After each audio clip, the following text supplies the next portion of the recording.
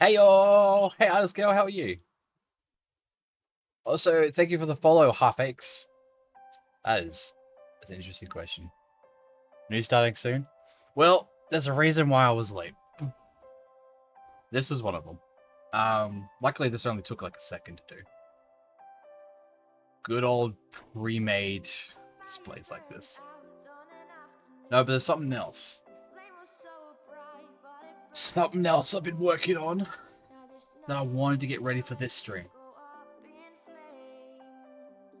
Mind you, it's a bit of a placeholder for the real deal once it actually gets made. But I wanted to get something going, you know. The tags might give you a hint to what it might be.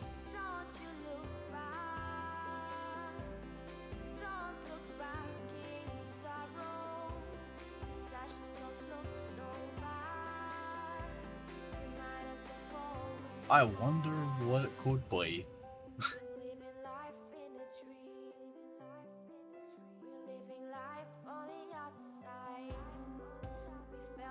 Ba, ba, da, ba. Oh, I haven't done the tweet. Ask it or do it.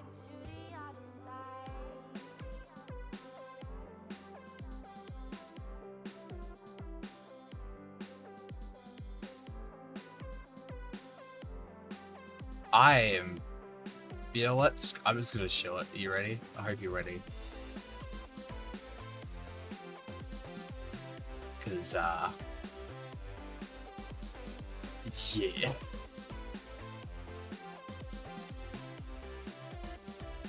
This is as close to a face reveal as you're gonna get.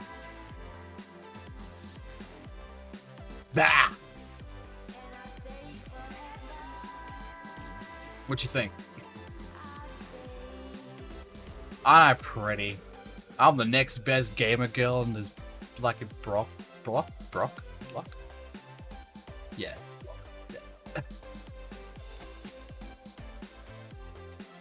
Yeah. This took longer than it should have. But now it's a thing. Now it's a thing. It's got good tracking too. I like it. But in saying that, I don't even have the game running, so let's change that. Switch on over to the main scene. See that? I've moved chat. I've done some changes. Changes have been made. Okay. Made has some changes. Yes. Oh, I did not even get. Oh, I'm a bad streamer. I don't even have stream avatars running. Let's get that going. There we go. But how's your day been, artist girl? Is it Saturday for you now? I hope it is. Or is it Friday night? You died of laughter. What did you die of? Friday night still? Nice. So your weekend still got some time. Ha ha ha ha. Golf with friends? Oh, that's a game I like to play.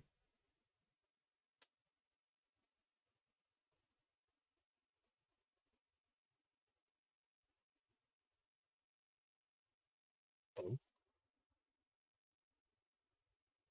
He has link. Okay. But that. Oh.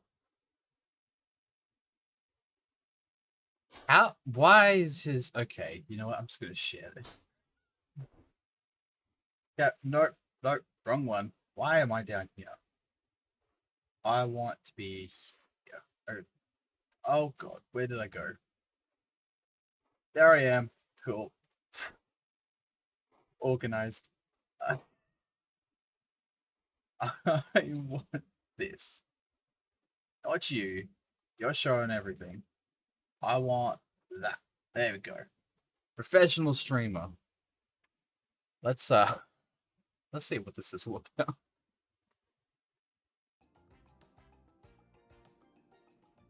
This? Oh god. What was that? No, What? COVID's so epic. I am actually dying. Please. This? Oh god. This? Oh god. This? Oh god. This? What was that? Was what kind of sound clip was that?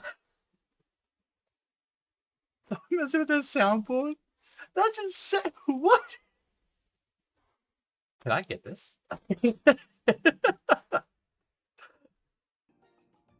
This? What? This? All right. I'm gonna get the soundboard sorted out. God damn. That's too good. The laughter in the back. Oh, I recognize that laugh. I hear it enough to recognize that the moment you start cackling. No, COVID's so epic. I am actually dying. Please. That soundboard though. Oh my god. Oh, that was a voice changer? It is. What?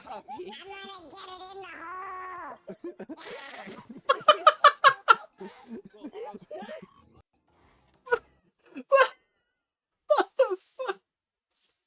I even started the game yet, and we've already started off great with that. Oh, hell yeah. Alright. Where is it? Where is it? Where is it? There you are.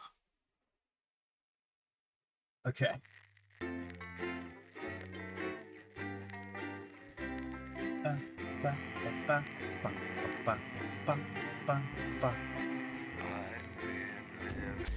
Good evening, I'm Megan Wolf. And I'm Jeremy Dawes. Our main headlines tonight. Daddy, it's starting! Right, we're gonna continue where we left off. I don't know how long this game actually goes for, but like I won't be able to do like a full-on 4-hour stream. Not if I want to do a 4-hour Scarlet Nexus stream tonight. So let us see. Well, the lockdown. What? Alex, oh thank God you're alive. It's Jenny, the floor manager. Are you okay? Alex, you need to get it together. Look at the broadcast screen. Just look at it. That's all we've been putting out since you went down. You have to fix it, now. Look left, Alex, out the window. See? They're all over it, little bastards. What the fuck? Full charge to clear that many off. Hold down the big button until it's fully charged. Then release it to zap the little fuckers. When did this happen?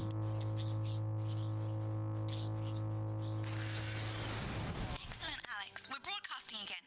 They must have built up while you were napping. Usually it only takes a tap on the button to clear one. Look, there's a lone one climbing now. Zap it off before it starts to mess up the signal again. That seems to be the last of them. For now. Right. We're about a minute out. Get the Oh, adverts loaded fuck. up. Alright. Still with my pet idiot. And Alex, keep your ears open. You'll hear them climbing up the tower. Don't let them build up. In a few moments, we'll be going live to the National Lightning News. But before that, let's take a look at what's coming up later on This has no credibility, Jenny. on Channel 1. At 7 o'clock, No professionalism. what's wrong with this picture? It's not a mess. Television Everything is where it should be. It's ramshackle and characterful, and I expect you to know the difference. That's followed at 8 p.m. by a Of course, Megan's place looked lovely, but I can't see it, can I? tonight. Thanks, Jenny. How's lock-in with the boyfriend going? Outside. Decided to take his chances on the wild streets, eh? Rather than endure another romantic comedy. Electric Fever Dream. Starring Lawrence Wonderclatch as Helen. Jeremy, Jenny says your hair looks stupid. Yes, I can hear her. To 11:15. As she says she's not talking to you. Dr. Abrams Yes, I know, I can hear her. Shall I count us in? sizes. Make it so. Okay, 10 seconds. Sustainable in Break a leg, everyone. Preferably a furry one. night. It's the National Weather Report. 5, That matters. 4, But now, 3, it's time to join Jeremy Donaldson for the Good evening, I'm Jeremy Donaldson. and I'm Megan Wolf. Our main stories tonight. Snugglefuck? It's been almost 5 weeks since all the Mrs. Snugglehug's toys woke up simultaneously in factories worldwide and began searching for their husbands. The Mr. Snugglehugs we have so short-sightedly destroyed. And now, as this photograph suggests, they may be changing tactics. Built to surprisingly traditional gender stereotypes, the Mrs. Snugglehugs have been arming themselves with a variety of household implements. All the more reason to make sure that cat flap is taped up good and tight. Armed with blunt weapons, the Mrs. Snugglehugs are only ankle height and therefore able to be kicked away easily by young, healthy individuals. They do, however, pose a particular risk to the This is elderly insane. or those with pre-existing medical conditions like fatal bruise syndrome. Going stir crazy, with no signs of Mrs. Snugglehug's batteries running out, and the government lockdown now in its 31st day, domestic relationships across the country are taking some unexpected turns. Dramatic reports are beginning to emerge of uncharacteristically bold behavior in homes across the country. And we're not talking about the model planes that occupy so much time in the Donaldson household. With dating options limited, many house sharers, in particular students, are finding solace in co-tenants they'd previously rejected as unfuckable, indulging in an activity that has become known as snuggle tugging. Going it alone. Prominent crustacean Johnny Hamsleeves is back in the news today as his astonishing photograph that he linked himself shows exactly how he's been spending his lockdown. It seems that when the lockdown was announced, Johnny's long-term partner, We're not Tiffany doing that Moore, one. was busy in the capital preparing her new show, Hell Chocolate no. Clit Bombs, for its No, no, now no, no, no. postponed grand opening. Let's hope the exhibits don't melt. Being locked in alone seems to have made poor Johnny realise the empty pointlessness of the professional sportsman's existence.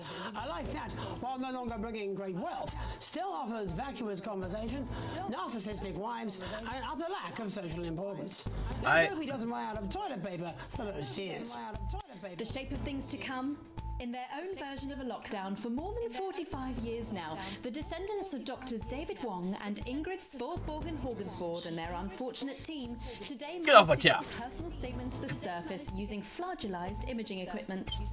Many of the Svorsborgen Horgensbrood, as they've come to be known, have certainly captured the public imagination, with a recent vote naming Helvetica Svorsborgen Wongensvoord the most likely to survive a massive electric shock.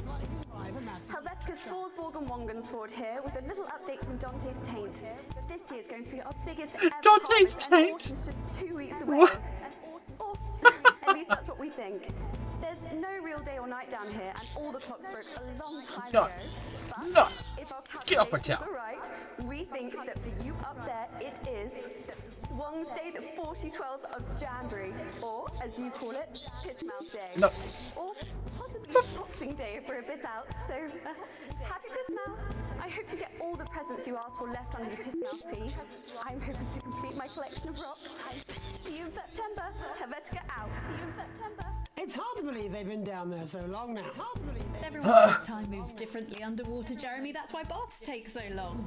That's right. And as anyone will tell you, the deeper the bath. The quicker the relativistic forces of temporal causality will have a measurable effect upon the fixed dimensional parameters of your environment. Yes, I've said that many times. Papers, please. With the lockdown becoming ever more rigorously enforced, having a passport is becoming increasingly important, Alex. The government caused controversy today by announcing a fresh charge of passport fraud with an imaginative form of punishment for those found guilty of this brand new but incredibly serious crime. In what's being called a draconian measure, the government has reinstated the ancient right of trial by custard. Just like in the old days, if you float, you're executed on the spot. But if you sink, well, you'll go well with profiteroles, Jeremy. And Advance speaks out. With the snuggle struggle proving a test to governments around the world, Advance HQ released a curious statement this afternoon. In the accompanying release, they asked us to stress that they have been listening and that this should be taken as a response to how the people really feel. We've certainly done our bit on this show to contribute to the political climate. But let's not forget, how we behave in our home lives is what really matters. Let's hope it's not just me who filled out that questionnaire, Jeremy, or we're all in trouble. Let's play that statement. Good evening. Get off my This tail. is not fair. No. Not fair at all. No. You all picked me, and now everything's my fault, and you don't want to be my friends. I am doing so much work and drawings. Look, I did loads of them, and some are even on the fridge. They're that good. But you don't care because you all hate me now anyway. I know you do. Kaylee said you're all talking about me and you think my eyes are too small, so you don't want to play anymore. But I don't care, actually, because I don't like you or Kaylee either, really. Sally Ann says she eats out of a bin like a cat. And why do you think I know what to do? When I'm not on the telly, I'm hiding under the bed, just like you, hugging my blanket and asking Big Ted for policy advice. Anyway, you all have to go to your rooms now and stay there. And it serves you right. Because all I ever did was be nice to you, and now this has happened, and you all hate me. And I don't care because you're all smelly, and you don't even deserve my help, and you'll probably all vote wrong next time anyway. Thank you. Delectable stuff. Later Yikes. tonight, Jeremy will be catching up with brave roving reporter Patrick Bannon, while I check in with two friends of the programme who find themselves stranded at opposite ends of the country. And then, in part 3, there's going to be a quiz. Presumably because there's nothing more important going on that you might like to report on if you were, say, a news programme.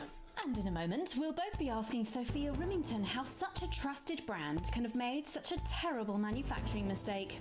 With what it describes here as help from popular psychic scientist Delia Lywell. Oh, I like her. No, you don't. Why do you do that? That's all coming up on tonight's National Nightly News.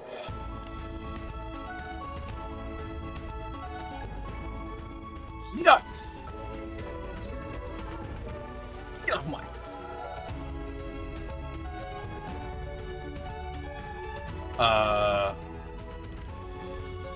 What was that?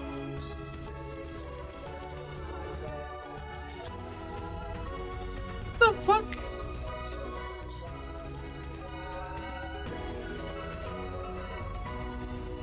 First tonight, how did we get here? Where are we going? And most importantly, who's to blame? Joining us from her ranch in Arlingsfield, Millkirky, is the CEO of Rimington's Fist, internationally respected business Bengali, Sophia Rimington. Thank you for having me, Megan. I'm a huge fan of your work. And from a crystal healing laboratory, what I assume is a garage in Upper Lowington, inexplicably renowned psychic scientist, Dr. Delia Lywell. Thank you for being here. Thank you for having us. Sorry, us? Myself and the eminent professors. Is that what you call the voices in your head? I've always seemed to attract dead scientists. I don't really know why. The money? They express themselves to me through ethereal algebra and quadratic predictions. It's all very technical. No, it isn't. I concur. Miss Remington, the entire Snugglehouse range will surely go down as the biggest public relations disaster in history, won't it? Well, of course, that's Oh, one come on. world record we would never have sought to claim. What can you say at a time like this? There is only one thing that can be said. I'm sorry. We're sorry. From everyone here at Rimington's Fist, but especially the dedicated inventors and world-beating engineers at Rimming Toys, we are deeply, deeply sorry. Who could have predicted that letting a child's toy learn how to love could have such unforeseen consequences? Mary Shelley? We see you, Sophia Rimington. You are preening by a metal vessel, and where you venture, you will see neither land nor sky. Is that supposed to be the future? Only the past is concrete. I remember being a child in my grandpa's workshop. Watch I out. made the first dancing hangman toy.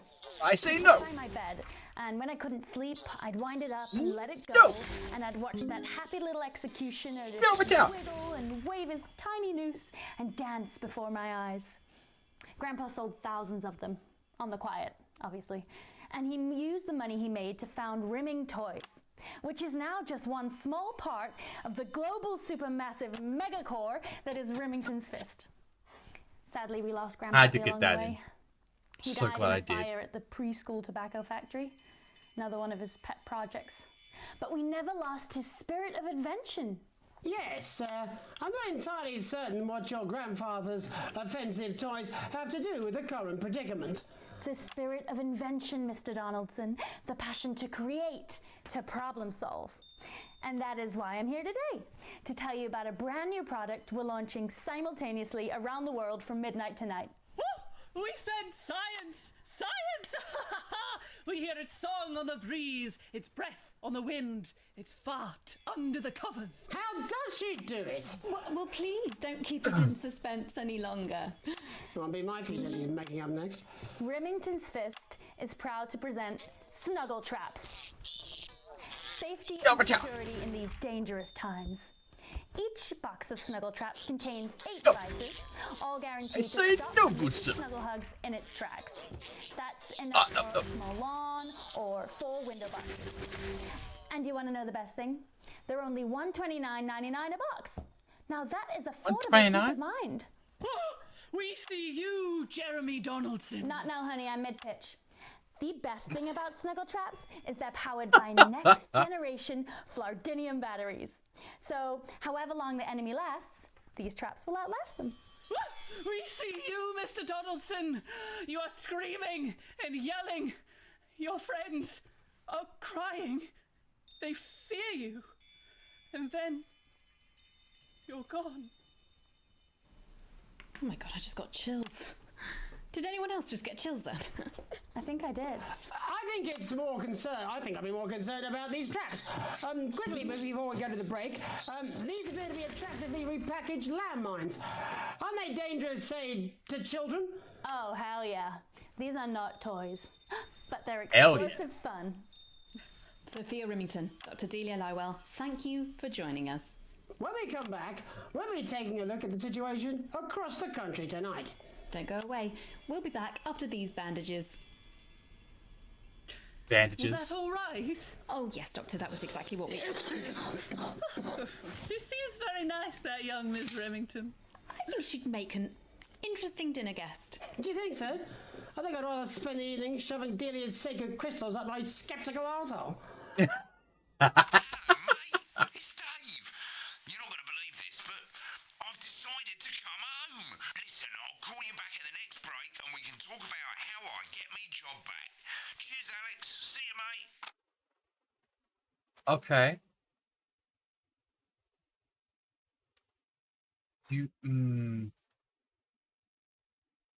Yeah, well, it's been a long time coming. Oh. Yeah, exactly. You said it, I've said it. He must know, he's not stupid. I just don't want it getting back to him that it came from us. No, Jenny. You're not backing out on me now. We're in this together. I'll get him. I've made the cake, you're on the balloons. I've got no idea how old he is. 40? 17? Yeah, ready. Okay, coming back. Oh, in boy. 5, 4, 3... Welcome back to the National Nightly News. I'm Megan Ruth. Now it's time to take a trip around the country to hear how the lockdown might impact the nation from some friendly faces. Joining me are respected academic Katie Brightman and author of Alan James's Kites, Alan James. Thank you for joining me. It's a pleasure. Thanks for having me, Megan. Thanks, Megan. It really is a pleasure, Katie. I enjoyed our little heated encounter. I wish I could say the same. So first off, Katie, how are you coping? I'm holding up okay. The lockdown directive was so sudden that, like many people, I haven't been able to get home. Oh no, what happened? I was staying at a hotel after an international policy convention, and we had a particularly heavy night out. You know what economists are like. Notoriously hate splitting the bill. And I overslept, and as you can imagine, I've been here ever since. But there are certainly people much worse off than me. Exactly. My tour has been cancelled indefinitely, and I've had to refund every single ticket, even the cheap seats. Oh, Alan, I'm so sorry to hear that. Yeah. People are being quite rude about it. They don't seem to realise I've already spent it filling the beach house with beef. The crisis claims yet another victim. So, this is just a reminder that my book, Alan James's Reich, is now available in paperback. Unbelievable. What was that? You're unbelievable. So, Katie, how do you think this might affect the economy? Should we be worried? Very, Megan. Not to sound dramatic, but this could be catastrophic. Unemployment has skyrocketed, and frankly, it will be a miracle if a lot of businesses can survive this. There you go, scaremongering again, spreading this latest liberal hoax. That's what they want. They want us quiet. Shh. They want us compliant. And they want us inside. A hoax? How on earth can you say that, Alan? Well, I haven't actually seen one of these supposed toys. Have you? Well, no, but... Did you know 3,000 people die every year from regular toys? That's a lot of people. And this is no different.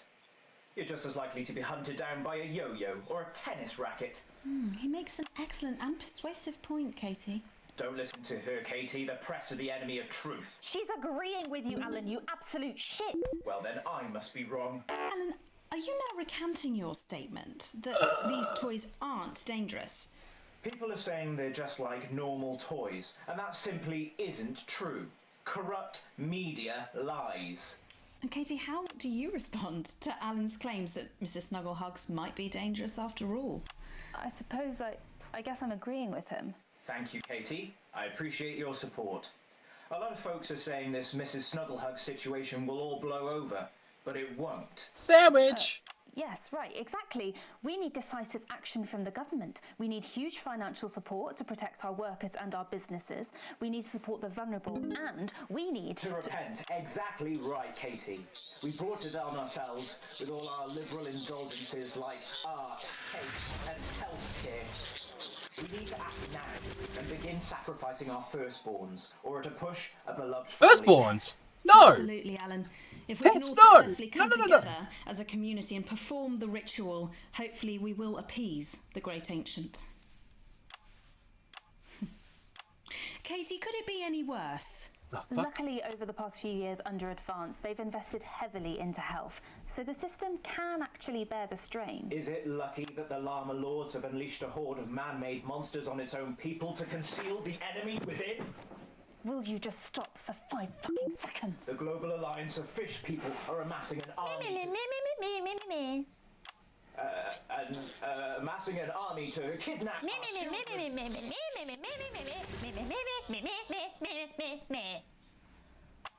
That's you. That's what you sound like. But Meh. Meh. Meh. I don't sound like that. Yes, you do. You do, Alan. You do sound like that. And that's why no one wants to be your friend. I got loads of friends. No, you haven't. I don't think you do, Alan. Yeah, stop lying, Alan.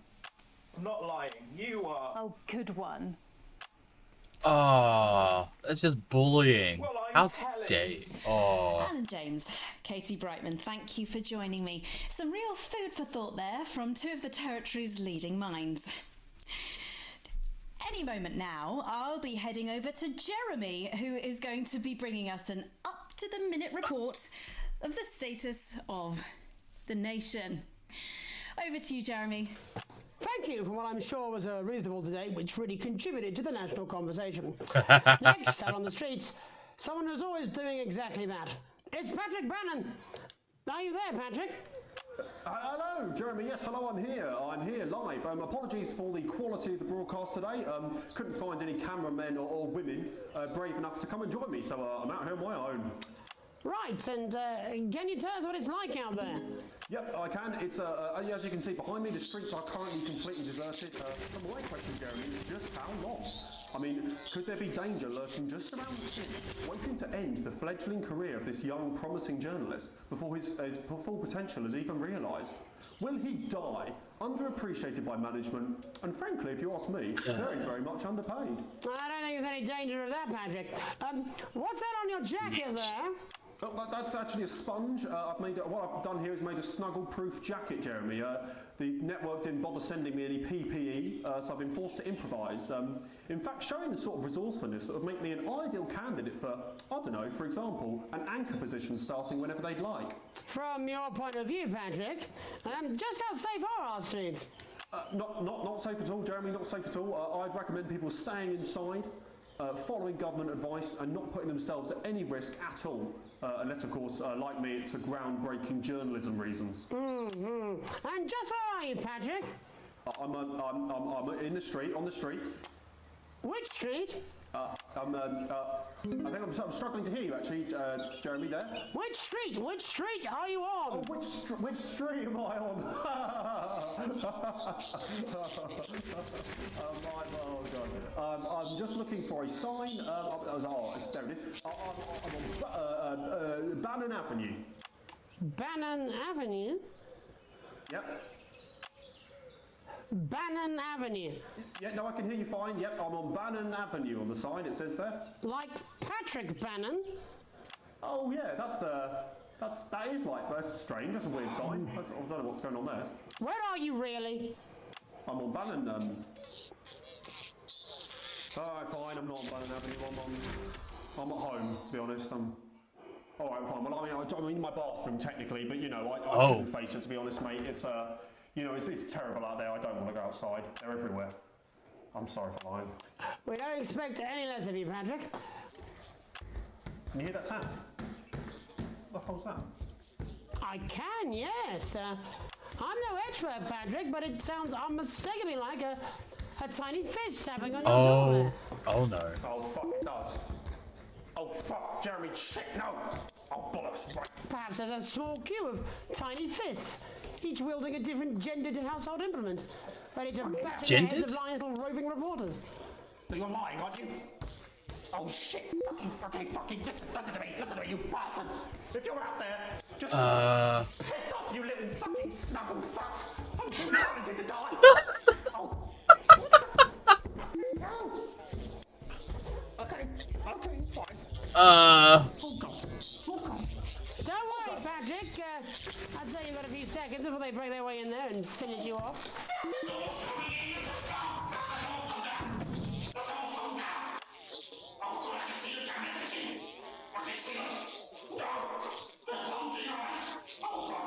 What do you see, Patrick? I see only the devil. I see only Satan. Oh God, no! They're coming to me. They're coming up. Oh no.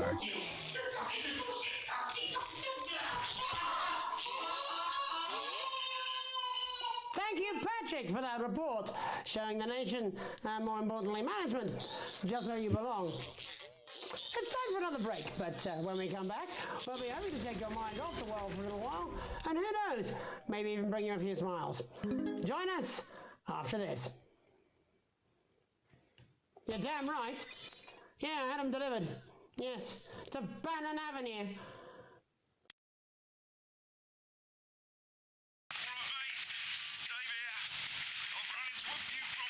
Oh boy.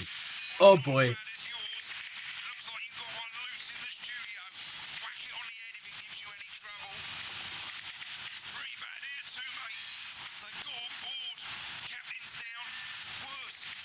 Sorry in advance that you can hear revving from their neighbours. They're revving a car, whatever, for whatever reason.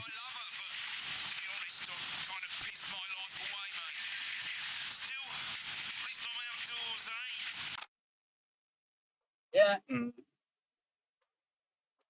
I hate that there's one in here. Them. Oh wait, does that mean they're going to interfere with the broadcast? No, I'm not. I'm not going to. I don't have to. No, you're being a child. I'm not. I'm not. I'm not. 5, 4, 3. Welcome back to the National Nightly. Well, welcome back anyway. No. We know isolation isn't easy, so finally tonight we have something a bit different for you.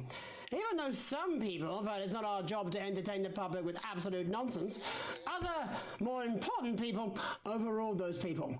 So it's time to find out who will National Nightly win and who will National Nightly lose. Fuck off, Jenny! There's one thing. So, how do we play? Well, joining me is a man who knows all about playing. It's Tommy Harris. Hello, Tommy. All right, Johnny. It's good to see ya. And how are you finding the lockdown, Tommy? What do you mean lockdown? The enforced isolation of everyone in the country. Ah, yeah. I think I heard about that actually. Yeah. You're in bed, Tommy. Yeah. You called during nap time, so. Of course, that's my fault. So, why don't you tell us how the game is played? Well, it's pretty simple, Jeremy, you sausage. I'm going to ask contestants from around the territory 3 questions about what else? Yours truly. And those people are going to get a chance to win a very special prize. And what are they playing for, Tommy? Drum roll, please. Jeremy.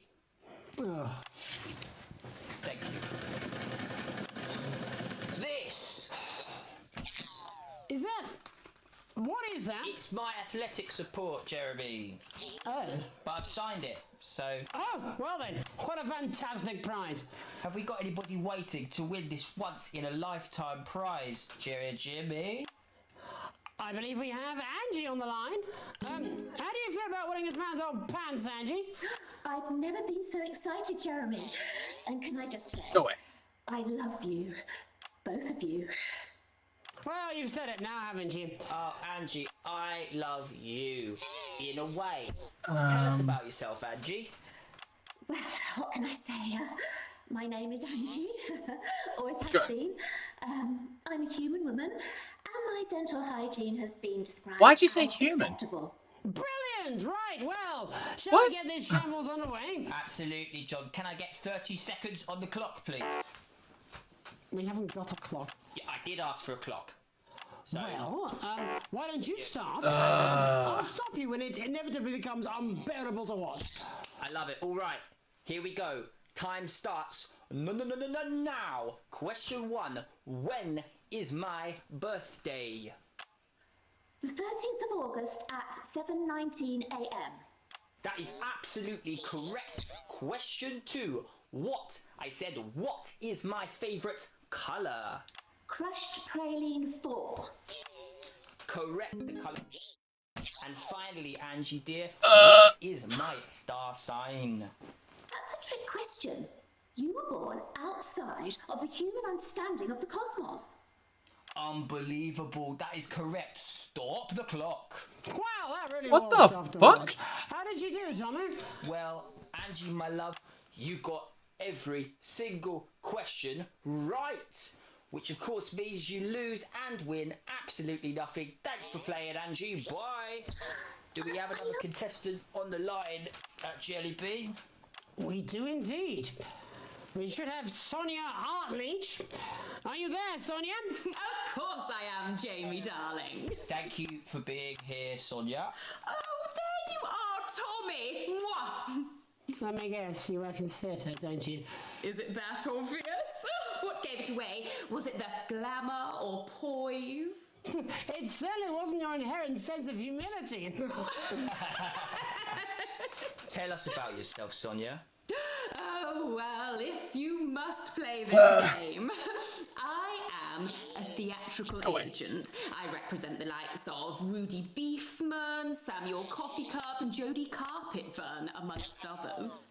And how's the lockdown affected you, Sonia? Well, they may have closed the theatres, shut the studios, and boarded the cinemas, but they kill me won't now. get me Yeah. that easily. How are you managing without any work? Due to a savvy clause in all of my artist contracts, I am able to claim my 15% from their unemployment benefit. Wow, that certainly is sharp. Standard stuff, standard stuff. And can I ask, where are you speaking to us from? Well, I work from home, you know, to keep costs down. And who's this? Oh, well, you know, when they gave the order, I was actually mid-meeting with a client, so we've been isolated together. No fucking way! What the fucking fuck? Is that Tommy Harris? I'm a huge fan. Can I just tell you how bloody brilliant you are? Actually, Jeff, we're about to play a game, aren't we, Tommy? We got time. Well, if it's not too bold, I think I am in love with you, Mr. Harris. No, it's not too bold. That's all right. Don't worry. Hey, I'd love to show you some of my stuff. I've been working on some new shit. Well, at least you're already aware. During lockdown, we've No. been workshopping some It of went through Jeff's the screen. ideas for much younger children, haven't we? People still let you near their children, do they? Yeah, that's right. Yeah. I've been developing some shows for younger children. Imagine being isolated with a stranger and they have to live in your house. Wouldn't we, Gerbil? Absolutely dying to. I really am glad that. What do kids? Okay. God damn it! I'm trying to answer this. There's so much going on. I need to fully concentrate. Yeah, imagine being isolated with a stranger and have to live in a house.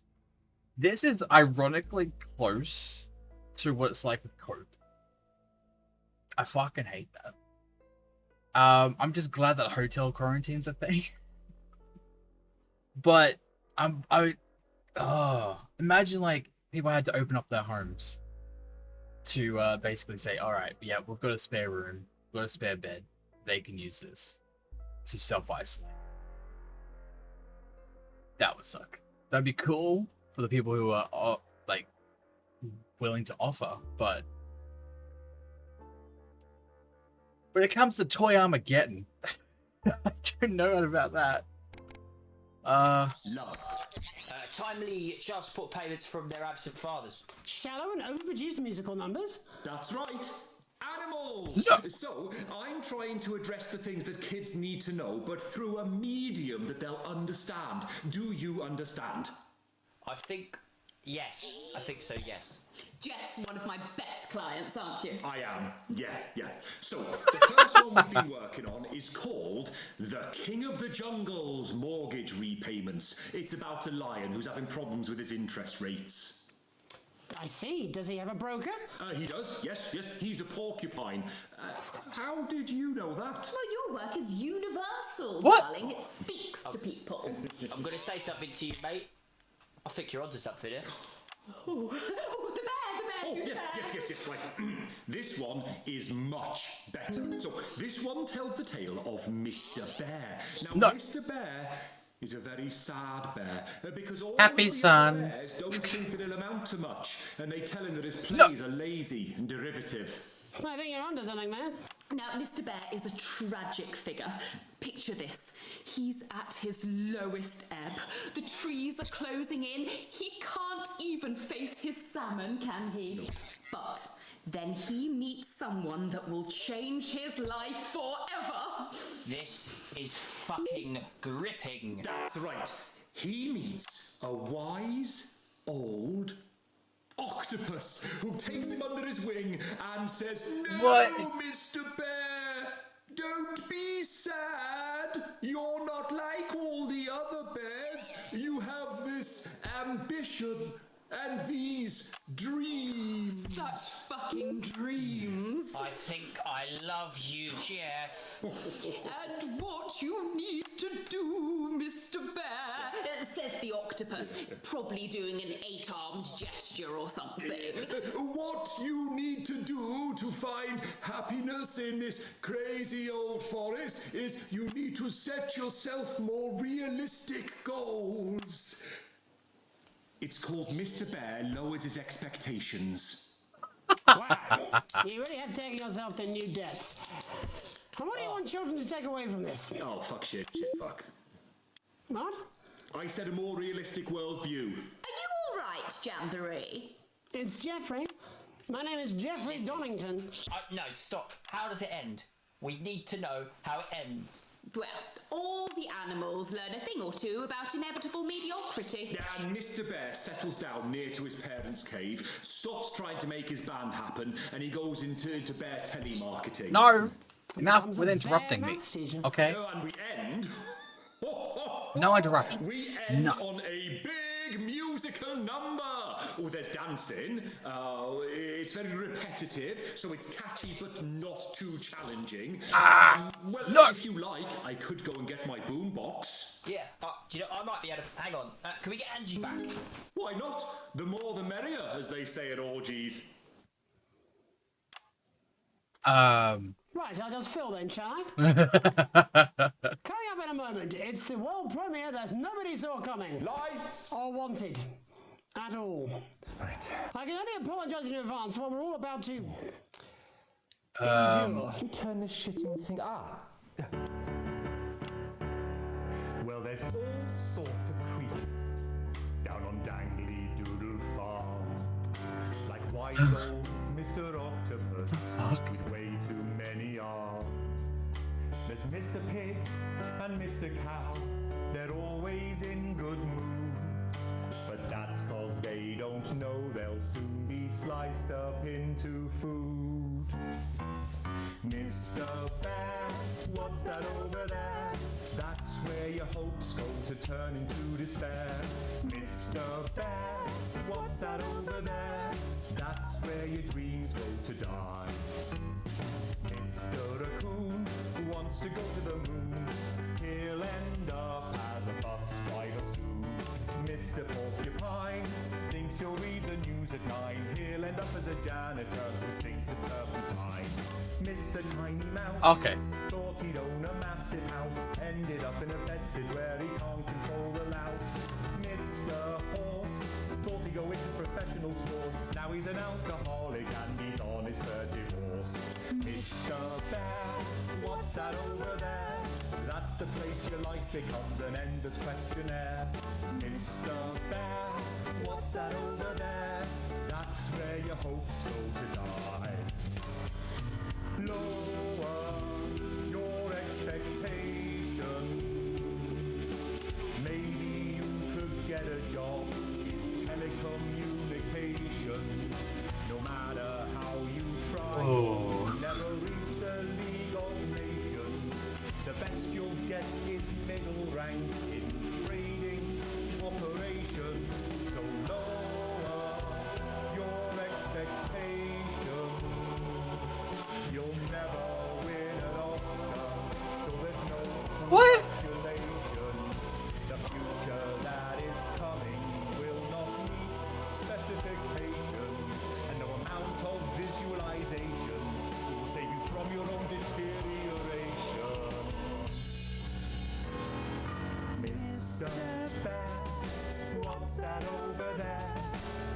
a tramp who's thought he'd be a multi-millionaire.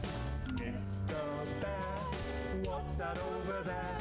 That's where self-esteem goes to die. Mr. Bear, what's that over there? That's the disappointment that is waiting everywhere. Mr. Bear, what's that over there? That's where your schemes go to die. That's where your dreams go to die. That's where dreams go to die.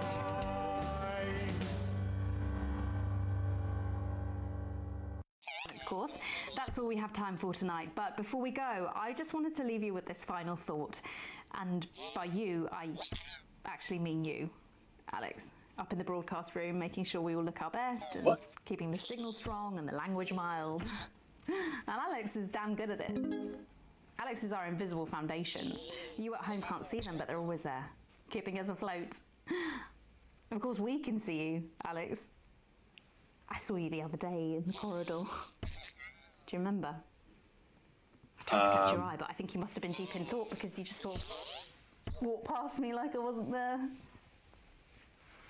I try and sit in your eye line in the canteen some days. Every day, if I'm honest. No, it's wrong. I know you're married. I've done some digging. I found out about the fact that you risked being arrested to help Chris. And that you stretched yourself to let Susie go travelling. And you're no pushover parent either. You kept Charlie safe, even if he resents you for it. At least that's what he told me when I talked to him. Oh, don't worry, Alex. I wore a disguise. And I spoke like this so he wouldn't recognise me famous voice. I'm not crazy, Alex. I don't want you to think I would ever do anything to hurt Charlie or Susie. Sam's lucky. Lucky to have you, Alex, but if something happened, could you possibly love me? I mean, if Sam had a terrible accident, obviously not now. I know you love your family, but if something happened, say Sam took a massive electric shock and went into some sort of coma, could you love me then? Could you? Would you, please? No. My name's Megan Wolf. Have a deceitful night. And we're out. God, I'll tell you something. It was like a God-given relief being able to use my own voice there for a second. I've been doing this posh gobshite's voice for 10 years now. It's messing with me something fierce. Will we go for a gargle tonight, Jenny? Come on. Oh, come on, you dry shite. They're only toys. Will we? Just a little one. While we wait for Alex to wake up from that coma. Alex. Hello. Wake up. Alex, wake up. Wake up. Wake up, Alex. Alex, wake. What? What? What?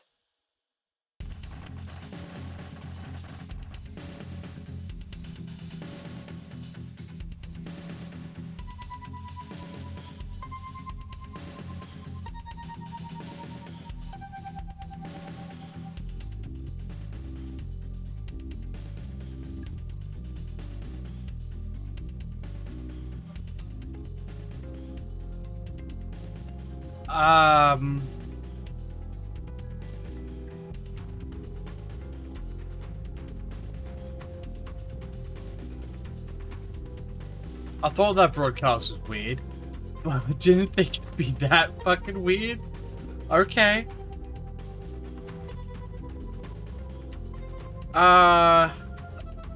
Nothing's changed there. Eh? Cool. Okay. That,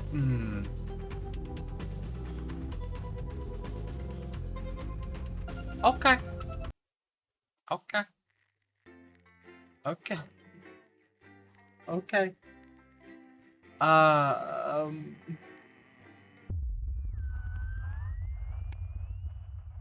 rude awakening.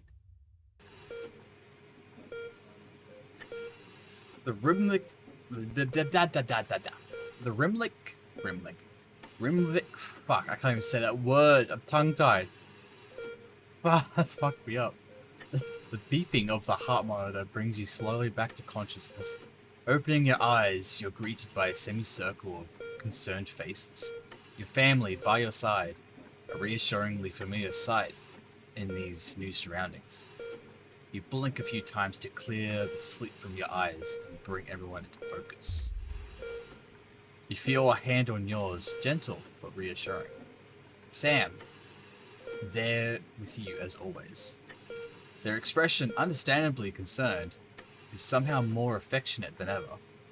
We knew you'd be okay, never doubted it for a second, and if I ever see that Bosman, you squeeze their hand back and attempt to wink. The worry lines on Sam's forehead fade a bit. Lord knows you've both got enough to be anxious about without your health being thrown into the mix. With a final smile at them, you turn to the rest of your family. Just as you feel Susie's absence, you notice Charlie fidgeting, clearly trying not to look worried. As soon as you turn to look at him, you can see Charlie tense up, his concern clear on his nose. Nose? Face. Definitely face. Definitely not the nose. So you're definitely good, right? He finally asked, quickly looking away. Of course I am. There's nothing to worry about. Well, I'll be fine, Charlie. Leave the blanket alone. We'll go with the top one. Charlie looks at you and grins, one of those infectious smiles that spreads around the room. It's always good to have him in your corner. The smile fades as you notice your mother staring listlessly out the window. Despite all of your best efforts, she's not doing well lately. Welcome back, artist girl. Hello. Yeah, you okay, Mum? Your mother starts. You call. Your call clearly shocking her out of her reverie. Reverie? Yeah. He turns to you and smiles, and you're grateful to see the increasingly rare recognition in your eyes. Yes, dear, of course. How are you feeling? You smile warmly and nod. But before you can respond, a doctor bustles in and ushers everyone out. She asks you for what feels like the 100th time how you're feeling. Surprisingly well, all things considered. Excellent. There's no signs of any real damage, just a bit of shock to the old system. Pardon the pun. Oh, that's right. Last time we streamed this, we got electrocuted. We passed out. Not that we recommend you do anything like that again, of course. After a couple days of rest at home, you should feel right as rain. She turns to leave, but stops at the door. Oh, and the private room and care? The doctor gestures to your room, which you now notice looks rather expensive. Has all been paid for by Mr. Bosman. He left those flowers and said not to worry and to take the rest of the week off. He'll see you Monday, apparently. Seems like the least he can do. That's true. He got me taken care of. That's something. A burden to bear.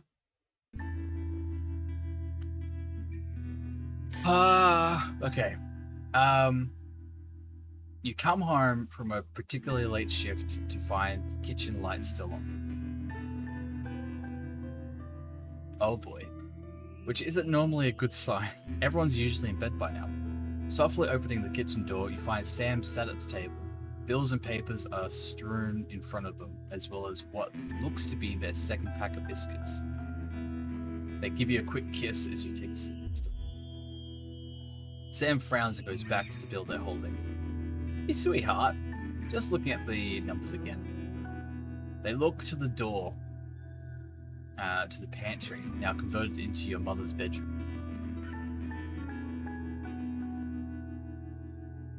What? How big is your pantry? We've been doing our best, but I think Cassandra really needs a nurse to look after her now. Suddenly the bills are all you can see. I've been staring at the numbers all night. Tears in their eyes, Sam takes your hand. There's just no way we can afford it. I'm sorry. I'm so sorry. The kitchen table swims before you. Sam stands up and pulls you into a firm embrace, but all you can think of is your mother and how you can't afford to help her. What would your dad be thinking now? Is this the utopia Vance promised? You stare at the door to your mother's makeshift home. Tomorrow you'll need to tell the kids, and then book an appointment at the transition center. What else could you have done? Yeah, we just don't have the money. I wanted to be respectful and shit like that, but then yeah, I'm not gonna sell out. Be like, oh yeah, no, take all my money. Oh, don't take all of it. Give me all the monies. I don't give a shit about people's health. So yeah. I mean, I'm sure if I chose something different, I'd probably be much better off, but eh. Sam's out with work tonight and Charlie's staying at a friend's. The house is yours. You order a takeaway, have a couple of drinks, and decide to relax in front of the telly. Not a great selection tonight. Surely something to watch. If I'm looking for something to watch, it's going to be a comedy. I'm not going to watch a horror. Action thriller, maybe. Depends on the mood. Historical dramas. I'd have to be bored out of my goddamn mind to watch that. Comedy it is. The humor's a bit hit and miss, but the joke about the kiln has you bent double in laughter. Wiping a tear from your eye, you spy something reflecting the light of the telly under the coffee table. Curious, you reach down and bring it out to the light, and as you pick it up, you remember the note Sam left for you. Hey sweetheart, Charlie's lost Susie's present.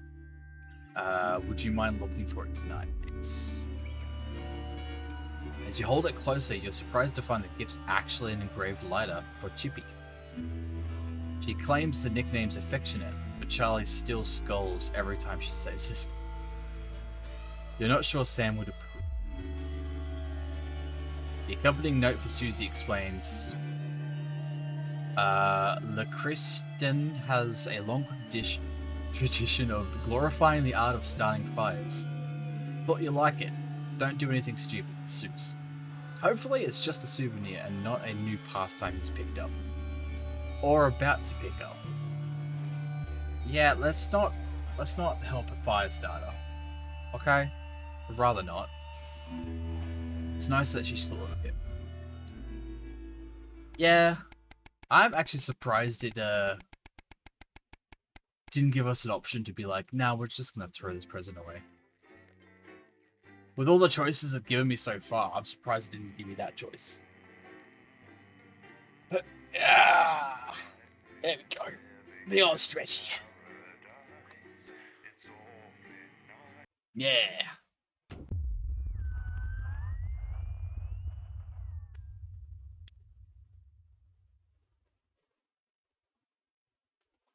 What's happening here?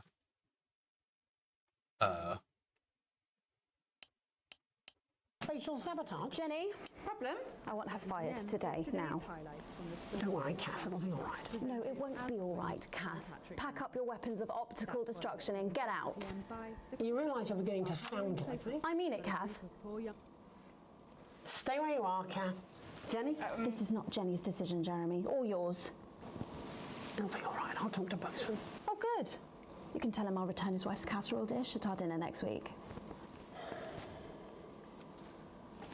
Jenny. Boy. I'm sorry, Kath, you're going to have to leave. You're letting it go to your head. She nearly blinded 10 me. seconds, everybody. Hydration. These days. Things are better, Jeremy, you know that. Just stop being so high and mighty and do your job. You'll have me fired too. 3. Don't tempt me. Good evening. I'm Megan Wolfe. And I'm Jeremy Dawson. Our main headlines tonight. The establishment strikes back. The World Council has agreed today to impose punitive sanctions on the people of this country. The sanctions, which are broad-ranging, include Smiley restrictions on the face? supply of oil and gas, food, clothing, and even some medicines. But how should we react? We asked the public. So how do you feel about the sanctions? I actually think that with advance in charge we'll be fine. Of course the rest of the world will want us to fail, or it'll be their billionaires next. But I trust Julia and Peter. Thanks, Patrick. Fascinating stuff. Well. Popular Prime Minister Julia Salisbury has released a reassuringly brave statement in response to the World Council's controversial announcement. This international declaration is nothing short of outrageous. We are a democratically elected government with massive popular support. We do not recognise these sanctions, and we encourage other socially progressive nations of the world to both resist and ignore them. Advance have struck fear into the heart of the international community by showing that it is possible to have radical change for the betterment of the many. And whilst I wish we could improve other countries as much as we have our own, we do not rely on the help of others to thrive. This country is entirely self-sufficient. We are a team, now more than ever. And this team is on your side. Thank you. I'm hearing something to the left, Defiant yeah. stuff. But what do you, the public, think of our government's stance? Robin Short found out. Hi there, I was wondering if you could spend a moment to give us your thoughts on the government. Honestly, I think they're doing a great job. I know the assets and world checks have made the difference, plus for the cost of the little one. And people seem, happier in the main. I always said things would get better with a woman in charge. A Flard Day's night. Following the release of the Flardmaster 5000, production of Flards are at an all-time high, requiring the new manufacturing facility in Grizzleford to move to 24-hour-a-day production. With people finding more and more uses for the ever-versatile Flard, Always the happy. team at Remington Systems Always certainly go have their happy. hands full keeping up with demand. So, is there anything better than a handful of Flards? We asked Patrick to find out. Patrick? Do you have an opinion of Flards at all? Oh my god, I love Flards, doesn't everyone? Do you even remember when we didn't have Flards and we had to rely on words? I'd never go back. The delicate sound of thunder. A frightening start for the commuters this morning, who were confronted by a somewhat sinister sight as they left their trains.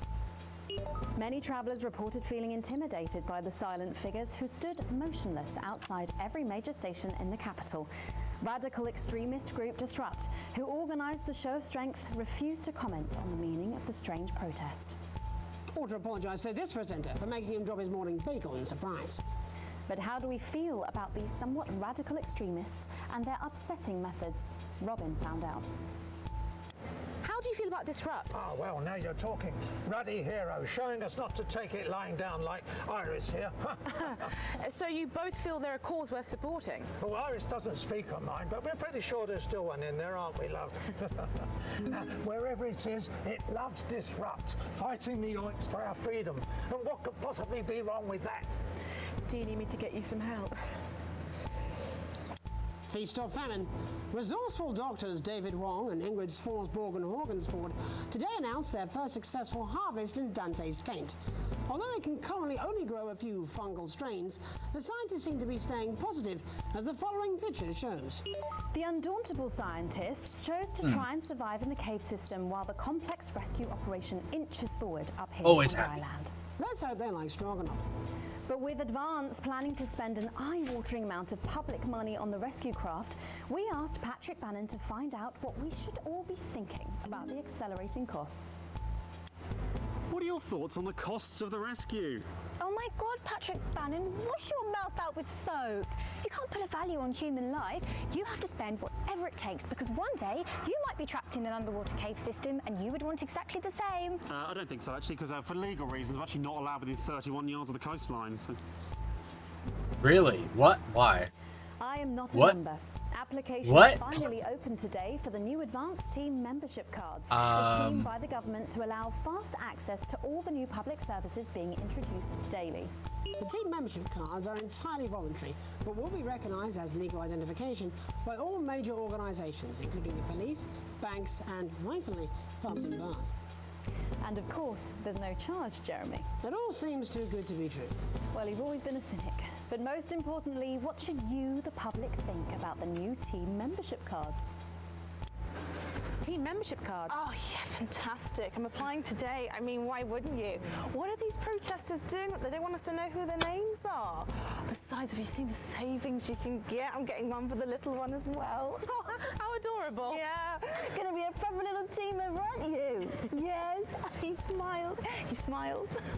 And finally tonight, back of the net, popular sports personality Johnny Hamsleeves and his fiancée Tiffany Lamour were spotted out today doing a little shopping for what many are already calling the greatest wedding ever.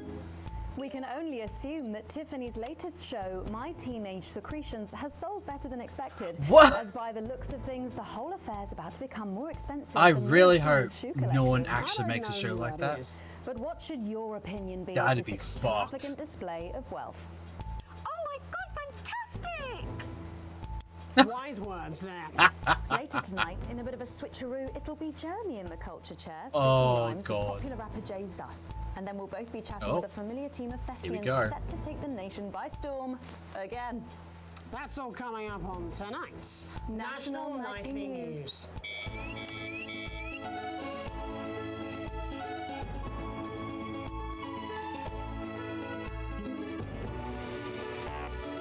No!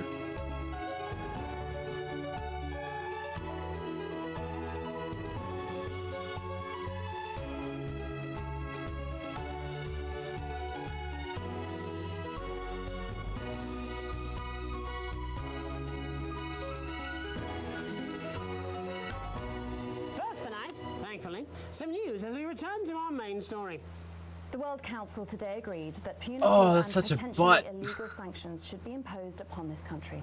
The sanctions, which come into effect immediately, aim to stop the flow of food, fuel, and even some medicines from reaching your pockets. Tonight, we have guests from across the continent to discuss this unprecedented situation. For Advance, Peter Clement is at his home in Lamfordshire. Are you there, Peter? Yes, I can hear you, Jeremy. Thank you for having me. A momentous day, Prime Minister. Are you shaken? Oh, I don't scare that easy, I'm afraid, old son. And neither do the people of this country. Well, joining us is Ivan Vodovich, Foreign Minister of Urkistan. Ivan, thank you for being here. It's a great pleasure. You, Megan Wolf, are like strongest guard at Labour camp who wake up inside body of crazy, expensive prostitute. In my country, you may be worshipped as a god. Okay. Minister, as one of those arguing most strongly for these sanctions, how do you feel about Advance's defiant stance? Advance is like man who think he have big career in movies land, when actually he in dirty sanitarium, screaming at mirror and holding tiny penis in hand. He's clearly not from Svenland, and we have like some of the cleanest mental health facilities in the continent, yeah? And welcome to Svenland's Minister of Mojo, Björk. I'm sorry, we don't appear to have your surname. It's just Björk, yeah. We don't use things like socially divisive surnames here, yeah? Minister? It's just Björk, yeah. Right, Björk. Your country spoke in favour of Advance at the World Council today, but you were noticeably absent when it came to the actual vote. Well, what a surprise. The hippies didn't show up for the fight. Actually, that's quite racist, because if you must know, we were going to go to the whole, like, voting, yeah? But it's actually the Festival of Feuerland here at the moment, where we honor the old generations. So, like, we all had to work our grandparents' linear whilst the vote was happening, and that's, like, a really, really time-consuming process, actually. You're like a sissy man. You had this expression, sissy Wow. man. It's like man with tiny penis who like to wash more Bully. than once a week. Actually, that's quite homophobic, yeah, Oh, because... stop winding him up, Ivan. We're not back at the Grange now. Sorry, Jeremy.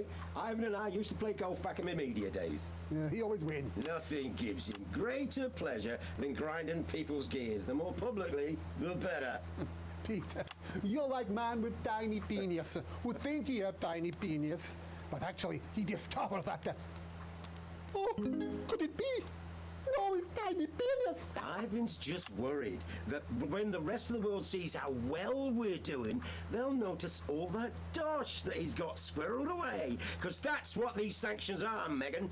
They're the last pathetic gasp of an establishment in collapse. Wolves at the gates, Ivan, old mate. Good. You can join others on my wall. No. Actually, in Svenland, we have like serious animal welfare legislation. Like my friend Helga, she got Oh, like- arrested for yes. killing a Oh my butterfly that was goodness, hovering yes. over her fuel thing. I mean, in English, Jam Sandwich. I used to know a girl called Jam Sandwich. She was a right cracker too. Wonder what became of her. We seem to be wandering a little from the news here. Human interest, Jeremy. The real people behind the headlines and all that. So if you're watching, Jan, give us a call. Really? Yeah. Let's see if we can't organise a reunion. Crash, I'm not sure about that. I'll have to run it past Mrs. Clement first, eh? You're like man trying to empty ashes of mistresses into oncoming vent. Soon you have tiny penis and beard full of secrets. In Svenland, we don't really go into all that restricted monogamy stuff here. We're kind of fluid, actually. Okay, well, it seems that we are running out of time. Yes, so before we go to the break, briefly, if you would, gentlemen, with the people of this country facing shortages and possible shortages and power outages. Yes, of course. Thank you. Possible shortages and power outages. Can you summarise your thoughts for us, Minister Bjerk? Well, from here, yeah, you all look a bit stupid really arguing about outdated devices, concepts like money. In Finland, we replaced currency with a system of bodily fluids back in the 1970s, and that's like a really hard to sanction, actually. Thank you, Minister Vtuber. Your country is like man who think he invented perfect trap for giant Newton hairy bear. When really, he's just standing in field Holding his tiny penis, yes. Thank you, Minister.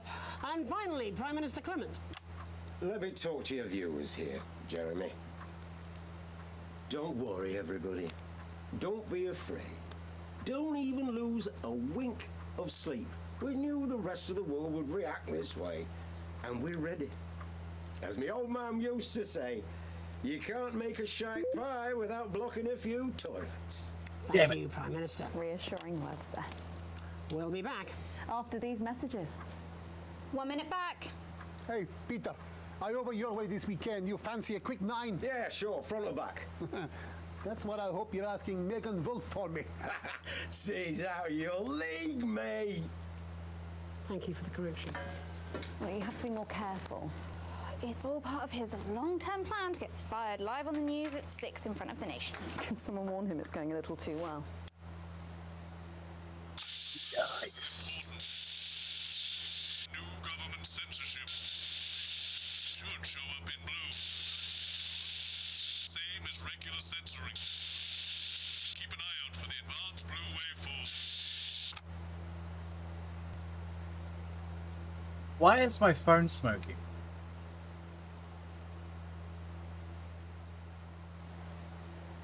What the hell? Are you still meant to bow to foreign royalty? What? Should I just like curtsy?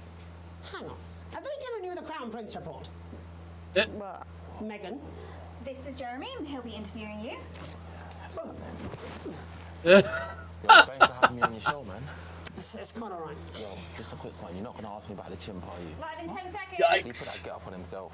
That's big yikesies. Going in 5, 4, 3.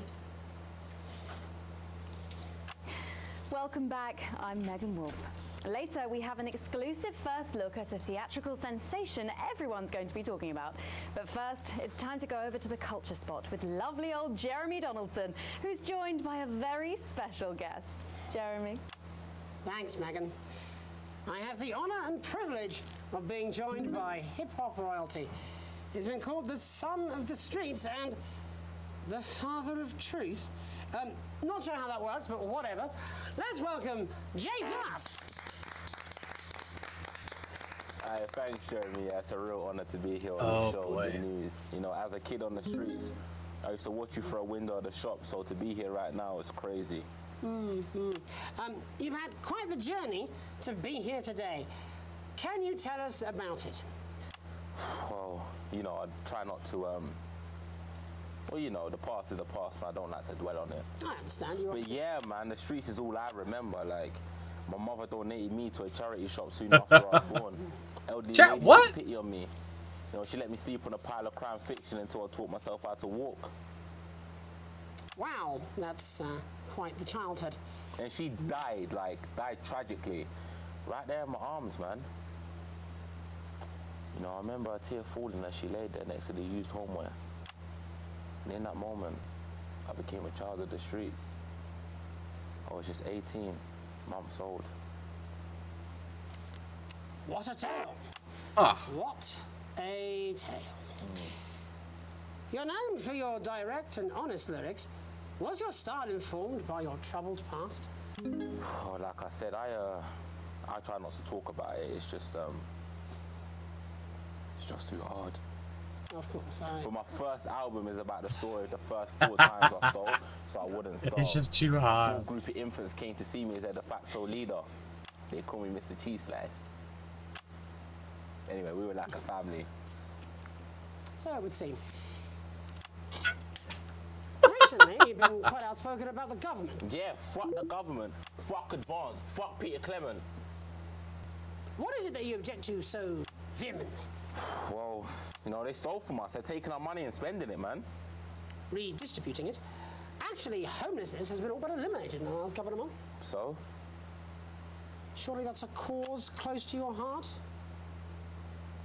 Yeah. Nah, of course, man. Very much so. I just mean, like, why do I have to pay for it, you know? You don't.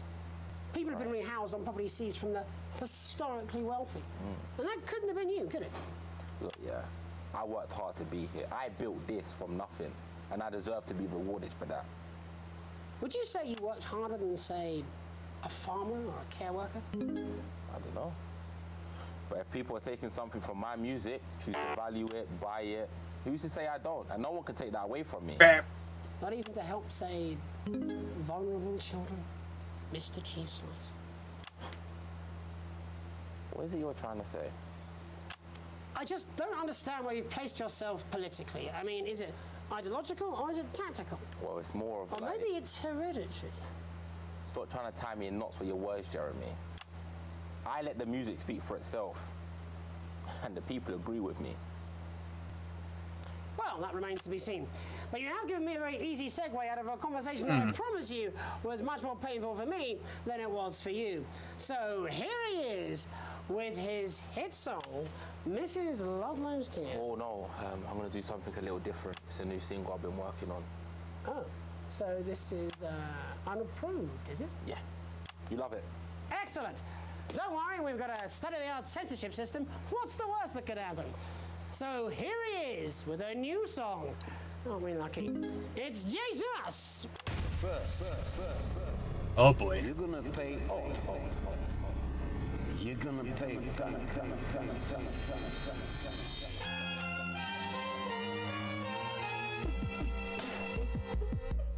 Well, we're all different races from many different places. At any given moment, only one could be the greatest. So you can feel the elation from your participation. Still 2 leaders in this motherfucking nation. Now we're getting sanctioned, talking about expansion. Why does Julius require a massive fucking mansion? So fuck all your schemes. I don't need your freaky team, and I don't need your help to achieve my fucking dreams.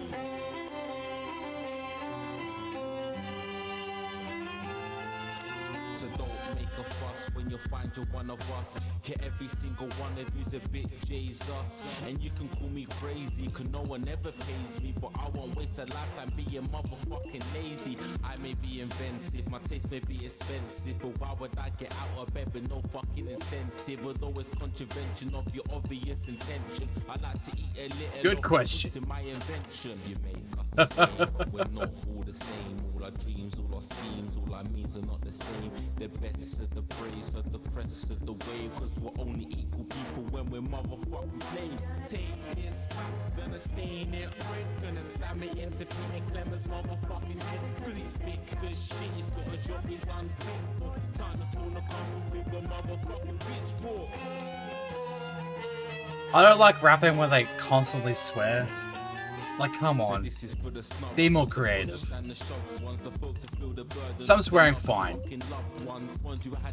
But if you're constantly swearing, fuck you. The ones of aspiration, who had to flee a nation, the ones who built a business that had dreams of perspiration. There's all sorts of people, the good and the evil. It only takes a glance to see we're not all equal. You make us the same, but we're not all the same. All our dreams, all our schemes, all our means are not the same. And the best of the praise, serve the rest of the ways. Cause we're only equal people when we're motherfucking slaves. Gonna take this fact, gonna stain it red. Gonna slam it into Peter Clemens' motherfucking head. Cause he's fake as shit, he's got a job he's unfit for. Whoops. Get out of your seats, get your asses in the streets. Set a fire in the building, let them feel some fucking heat. Say you hate to go getters, you're squilling bed letters. And burn them on the paras of advances fucking letters. Gonna take this stain it red. Gonna slam it into Peter Clemens' motherfucking head. Cause he's fake as shit, he's got a job he's unfit for. Time to storm the castle with a motherfucking pitchfork. Chase that dream, you don't need a fucking team. And advances little dances aren't as harmless as it seems. Cause they're stale and corrupt, then your anger erupt. Then your hearts and your minds and your fists to destruct.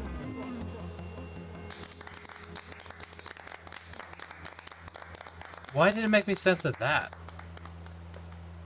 Jay's us there with his new song. Thank you so much for joining us in the studio. I'm sorry.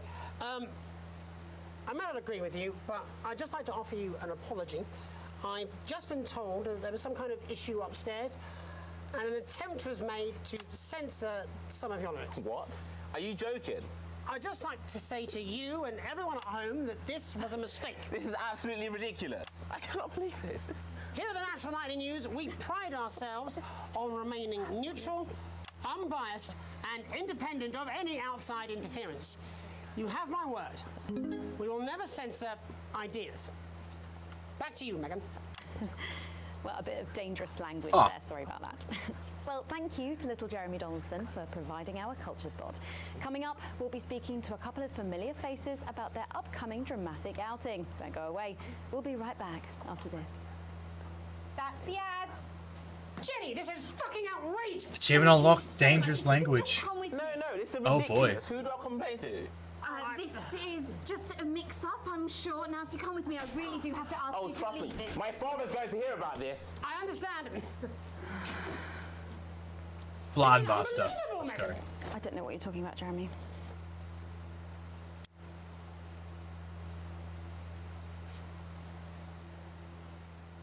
I thought. Just to remind, using that old VCR. Open a new tape. Past that break. Can someone replace my phone? Please. I feel like it's little necessary.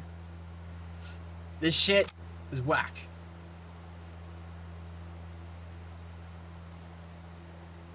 Oh, here we go. Oh, shut up, stop it. Look at him. If we could just get you in position. Oh, yeah, Say yeah. no more. Say no more. Megan, Jeremy, you remember Mr. Algebra? Vividly. And Mr. Harris, and this is Ms. Raiden. What? Philippa, please. We're back together again, eh? Who'd have thought it? Perhaps a lower order demon. Yes, it is awfully exciting, isn't it? Right, okay then. This ad is awesome. We're going live in 10 seconds, opening on camera 1. Oh. Sorry. Cheers. 5, 4, 3. Yes. Welcome back, and no, you're not mistaken. Sitting across from us are some very familiar faces. You really are too kind, Megan. It was only a yogurt commercial, but I'm still proud of it. Here to talk about his new show, we're joined by National Treasure Tommy Harris, the National Theatre's Philippa Raiden, and National Deficit Jeff Algebra. It's so lovely to have you all. Tommy, would you like to tell us about the show? You know what? I'd bloody love to. It's about me. It's Love about that my ad. life. Yeah. And where did the idea come from? I need to watch all Right, of them. picture this. Their legs akimbo, mid-session, sweat is pouring out of me like an immense hog. And then Cindy comes in, she says, Pete's on the phone. That's Peter Clement, the Prime Minister. Yeah, Pete's actually a really good mate of mine. Oh, is he really? Yeah, no, he comes to training sometimes. He's actually a pretty good goal sweeper. Anyway, so, Pete, he says, Toby, he thinks my name's Toby, see? He says, how would you like to spread your message of team spirit and cooperation across this fractured nation? How would you like to really make a difference in these desperate times? What did you say? Yeah, well, yeah. So, Jeff, The question on everyone's lips Oh, is, okay. what in God's name are you doing here? Well, after the success of my debut work and all the people that I've touched, I knew that I had a career in theatre. Kind of touch. I've always been an admirer of Tommy. Better be from a good afar. kind. So when my manager phoned and said that I'd been offered the gig as director, I was ecstatic. I whipped my trousers off and got straight to work. Why did you do that? I do all my best work with my trousers off. Yeah, I've been told that too. No, I wouldn't say so. Right, Tommy, sorry, would you just give us a sense of what the show is actually about? It's about how hard it's been for me and some of the struggles that I've faced. It's like really getting to the heart of how tough it is to be me. That's my I no call square. it No touchy Tommy touchy. Harris. Jesus, that was hard. Catchy. We actually have some clips I of love the that- process of that the show. clip. Would you mind telling us what's going on here? Yeah, so the show is built around two things that are very important to me. It mixes scenes from my life as well as epic fantasy retellings of scenes from my life. But Dad, you promised you'd come to my graduation. I'm sorry, son. You're an embarrassment. But Dad, you promised you'd come to my graduation. Back, demon! Back to the hells! Wow. Philippa, what's it been like co-starring with Tommy Harris? I've always dreamed of treading the boards at medium-scale regional theatres, Megan. And for once, this show really gives me something to sink my teeth into. What's different about this show, then? Tommy, Mr. Harris's show really lets me show my tremendous range as an actor. I've always suffered from typecasting, forced to play the same tired characters in every god-awful yogurt advert or godforsaken soap opera or, God forbid, a pantomime. But, you know, this show has really let me just go there. Jeff, the viewers at home will be dying to know exactly what is it that you bring to the show? Oh, good question. I think these guys would agree with me when I say that it's my steady hand on the tiller, my arm round the shoulder approach that's really brought the production from strength to strength. Absolutely right. Jeff's contributions are immeasurable. He was our rock. Can you give us a sneak peek of anything else that might be in the show? Yeah, all sorts, yeah. Yep. We've got lots of exclusive first-hand experiences of Tommy's time in the underground sports board scene. And some epic fantasy retellings of Tommy's time in the underground sports board scene.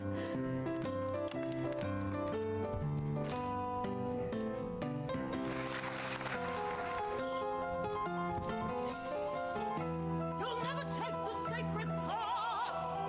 And am I right in saying this was officially commissioned by the government? Yeah, all paid for by the taxpayer, which, you know, to be honest, was actually a lifesaver, really. Yeah, I think it's fair to say that without Advance's support, we'd have had to cut the finale. Yeah. Which frankly would have been a travesty. Oh, God, Jesus Goodness, and you do this every night? Absolutely. It's a metaphor. For what? Death. And the public are footing the bill, Oh, right? too bloody right they are. Between the cost of my tour bus and the dry cleaning of my ties, I'm barely scraping a profit here. Amazing. And where can the folks at home come and see this for themselves? We're performing all over the nation. And people can see it for absolutely free, all courtesy of Advance. Isn't that incredible, Jeremy? Yes. It's unbelievable, Megan. Well, thank you all so much for coming. Next time we see you, no doubt you'll have taken our jobs. Yeah. That's all we have time for tonight. Join us tomorrow when I'll be interviewing the world's most attractive Don't horse. beat me. I'm Jeremy Donaldson. And I'm Megan Wolfe. And from all of us here, have a peaceful night. That's the ads. Let's get reset for tomorrow, please. Hey, we must stop bumping into each other like this, eh?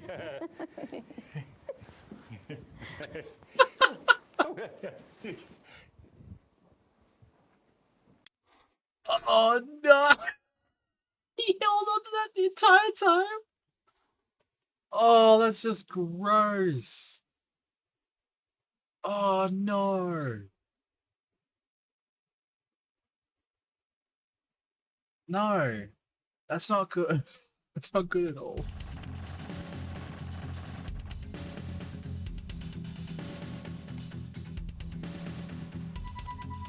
Not a single A. Come on now. You received your full wages. Current wealth, crippling debt. Yikes.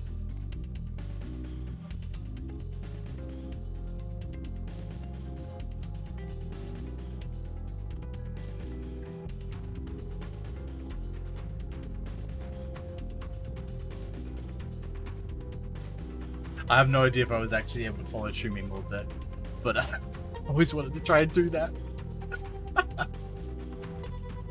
Let's go. Oh, what do we have here? Oh. I have no idea if that even worked. Alright. Where are we going to now? We've got about half an hour. 20 minutes? 20? Yeah? Yeah? I want to say. I mean, we can't just keep going. I do want a dinner break for the next stream. But yeah, we'll see. So, a ladder worth climbing. It's a lazy Sunday afternoon in summer. With you and Sam making the most of both kids being out of the house, you head into the pantry, taking a moment to remember when it used to be your mother's room, before coming out with the last 2 slices of homemade cake. Oh, that reminds me, I've got a box of bloody cake mix. I need to make something. It's rare for you and Sam to actually get to finish sweet things in the house, and you savor every mouthful. Just as you take your last bite, you hear the sound of the front door slamming. That'll be Charlie back from the Go-Getters. You hear him practically running to come find you, and he's grinning from ear to ear when he finally does. I have some really big news.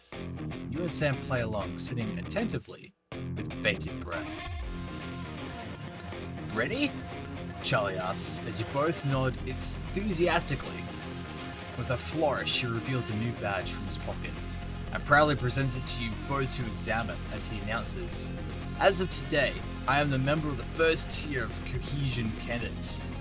There's way more stuff I'm going to be doing, and I'll be working some weekends, but it's really cool." Sam congratulates Charlie as you can't help but frown. It seems like a big step up for teenagers. Well, you and Sam grin back at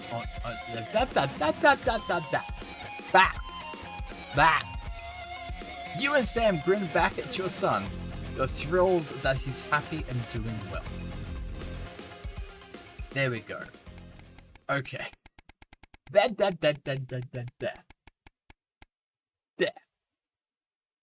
Ba.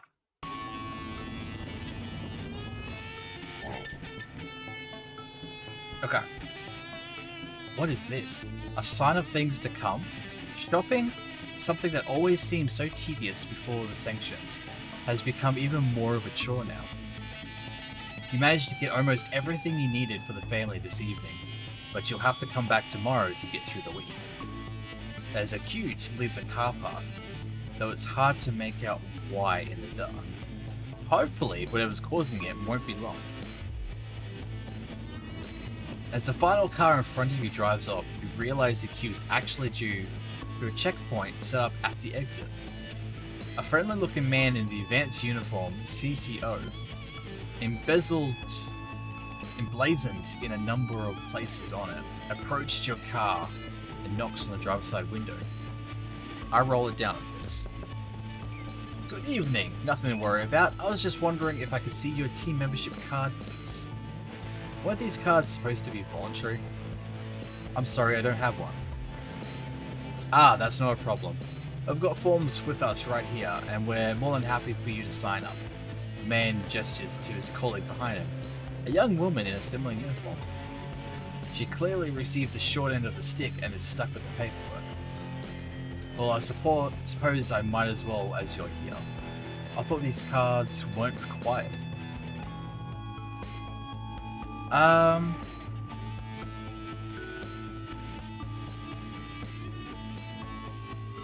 Should we sign up?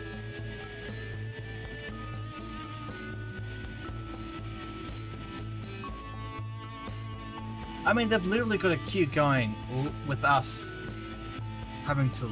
Oh my god. I think... Okay, should we sign up? Is this something we should do? I actually don't remember what this is for.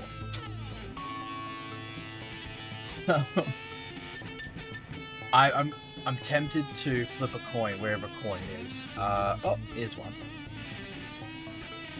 Okay.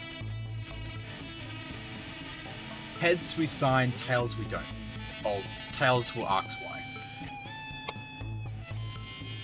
I got heads. Okay, we're signing. He gestures to his colleague to come over, and she quickly takes down your personal information, employment history, and also that of your family. That's quite a bit more than you were expecting, and the level of detail required is a little surprising too. Still, a few minutes later, you're done, with the promise of your very own team membership card winging its way to you soon. Saves you having to stop in the queue next time. Yep, that's all great, thanks. Don't forget to keep an eye out for the new team lottery starting up soon. Loads of great benefits to be won. You have a nice day now. The man is all smiles as he pats the bonnet of your car and waves you off. Free prizes just for having the card? Fantastic. So are these cards mandatory now?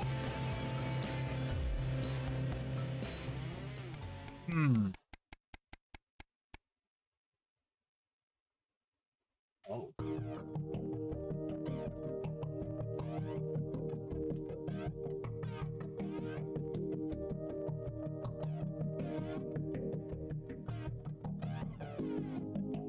I don't like how jump is like yeah.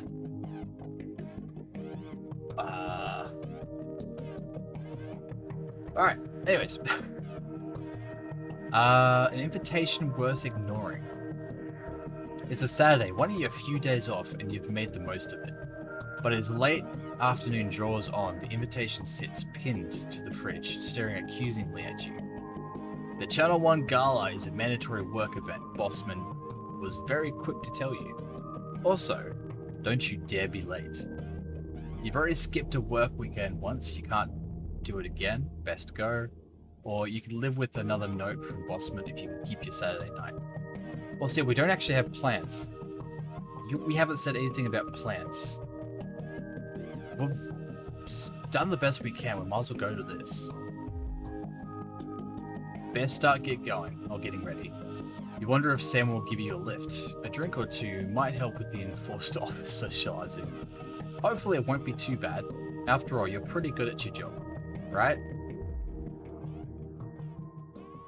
I hope. National News Night. Oh my god. This place is way too fancy.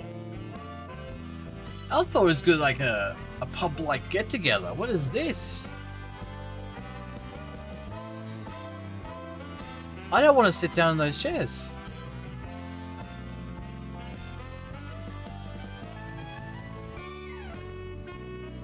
Oh, that carpet is god-awful. Okay, a national news night.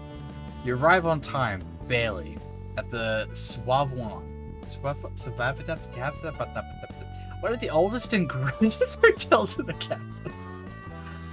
You're surprised to see a queue to get in, and quickly realize it's because people are being searched at the door by some military-looking personnel in smart attire. While you're waiting, you can't help but notice that just how very opulent the building is. Possibly the fanciest place you've been to in your life. You submit to being patted down and, with a sigh of relief, are let into the hotel.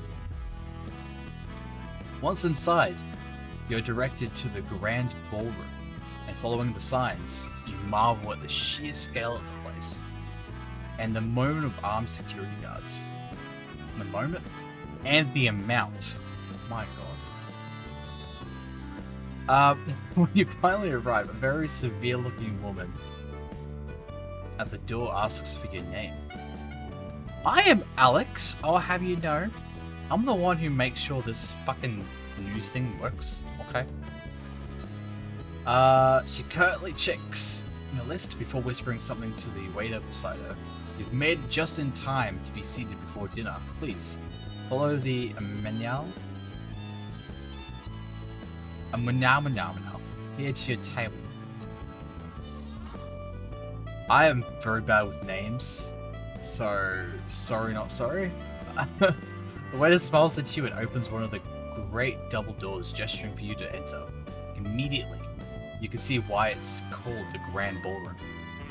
You pause for a second to take it all in. You feel a slight tap on your arm as the waiter gestures for you to follow him. He seats you at a table away from the central floor area, half under a set of stairs. Your view of the stage is, at best, partially blocked. Bossman definitely is not happy with you at the moment. You sat with some colleagues you've heard of around the Channel 1 offices before, but haven't met. For the most part, they're considered slackers at best, and about to be fired at worst. Wow. Is this... If I didn't go to this, would I have been fired? Huh. What category do you fit in? I'm hoping slacker. As the evening goes on, you hear Jeremy Donaldson receive an award for outstanding contributions to journalism. You also hear Megan Wolf accepting it on his behalf, as he hasn't turned up to the event. Not unusual, apparently, but it's hard for you to tell much from your limited view under the stairs. You also notice a community cohesion officer hovering near your table. They seem as bored to be here as you. A few glasses of, no doubt, very expensive wine later, you see Bossman speaking to a few specific tables, joined by what looks like Prime Ministers Julia Salisbury and Peter Clement. This is confirmed by an unimpressed nod from the CCO when you ask them, perhaps a little too loudly. Their presence sparks a debate between those of your table, at your table, about the virtues of both advance and disrupt.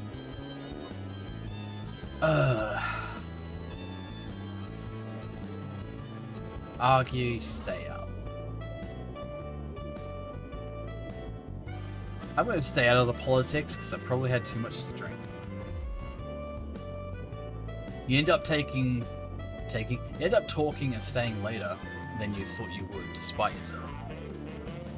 Them isn't best pleased when you keep them waiting outside for 20 minutes. But it wasn't an entirely terrible evening. In the end, you still rather had been at home though. Maybe you'll skip the next one. I might just do that. Assuming I'm still working. Oh boy. Oh boy. Okay.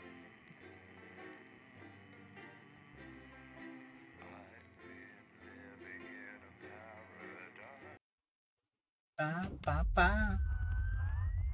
I know stream lags whenever it's loading. Fuck you, game. Fuck you. Alright. What are we doing here? Oh my. Oh, it's hot.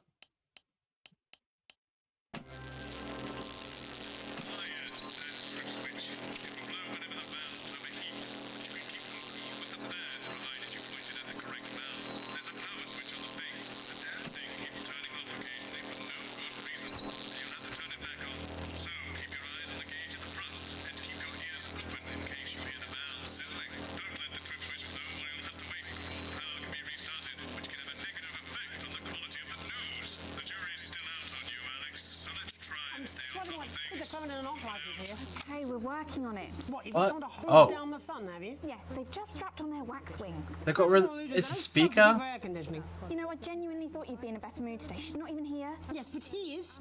Our gun-toting handler. Who, Andy? I don't know what the fuck his name is, do I? He's here to keep us safe from people like Disrupt. More like keep us in line. I hate guns. Give me the willies. 10 seconds, everybody. So, we've got any actual real news tonight? Well, the world's on fire. That good enough for you? Going in 5, 4, 3. Good evening, I'm Jeremy Donaldson. Our main headlines tonight. Siege mentality. The World Council today established a military blockade to enforce the unjust and punitive sanctions now entering their 10th week.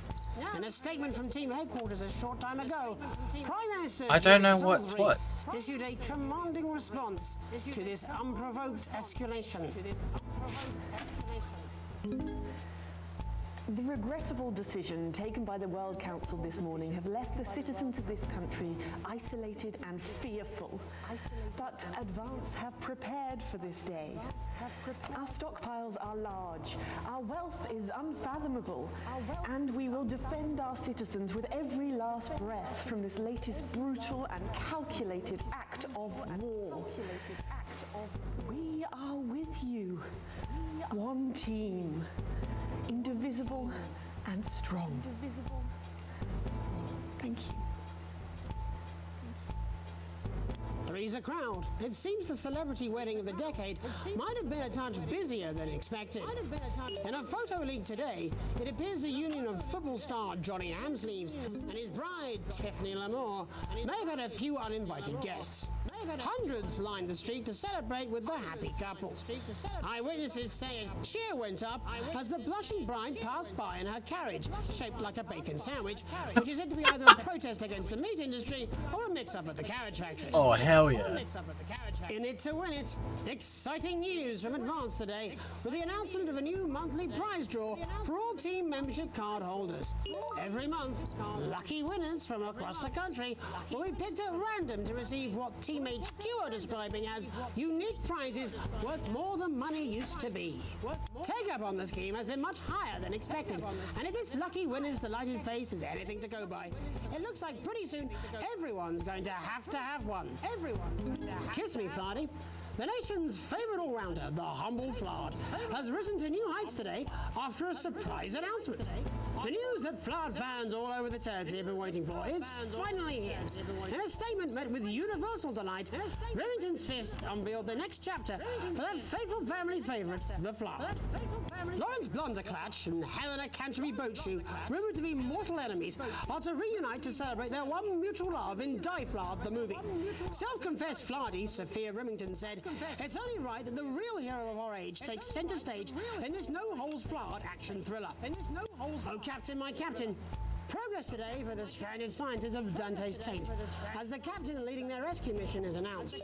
The trapped team have survived in the cave system for many months now, but hope is on the horizon as the expedition leader is announced by the Board of Underground Theoretics.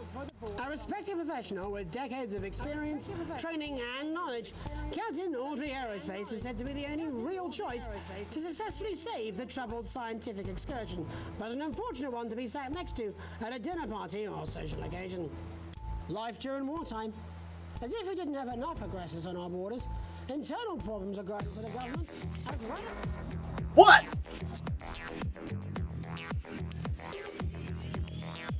Dude! Dude, what the fuck? Thank you for the raid! I'm gonna call you MKD. How are you guys doing? We're just doing, hey! What are you guys... Okay, you know what? Shout out. Alright.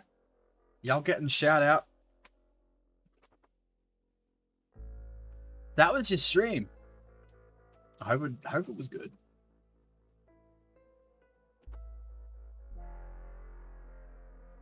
Great. Him! Don't like him! Guys, Okay, don't okay. like him! At least Okay, fuck let me go. off. Light up! Let me go. Let me go. Stay No, calm. no. Let you go. I want to play that. They're still alive, by the way. Also, thank you, artist. Thank you, Cass. Here I go. Oh, I lived. Out here you go. Great. You politely Let's say hi. screw up. Very polite. Damn. Oh, your timing, sunshine. Oh, I hope your stream was good, dude. Emilio. I do want to play Emilio. Do I have Emilio? I don't know. I'll have to check. Oh, man. Also, I noticed, were you vaping? Was that a vape? Now, I don't smoke tobacco, I'll have you guys know, but I do want to try vaping. Okay? I am planning on getting something like that. Because I love just blowing a fuck ton of clouds. It's hopefully not enough to set off the fire alarm, because... Oh. Stream was good. Did Halo Infinite. Golf with friends and then I'm in... Ah! 3 games, 1 stream? Damn, dude! Oh, I should, right. Everyone, if you got points or you got stars through the rewards, you're able to basically share or shout out other people with clips, other streamers. Silent Chaos, cheers! Thank you for the follow. Is it? Oh god. Winter Storm, thank you!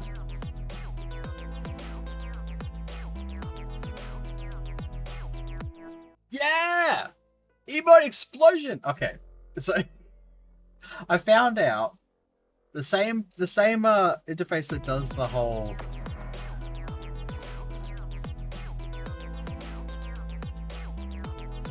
it's MKT.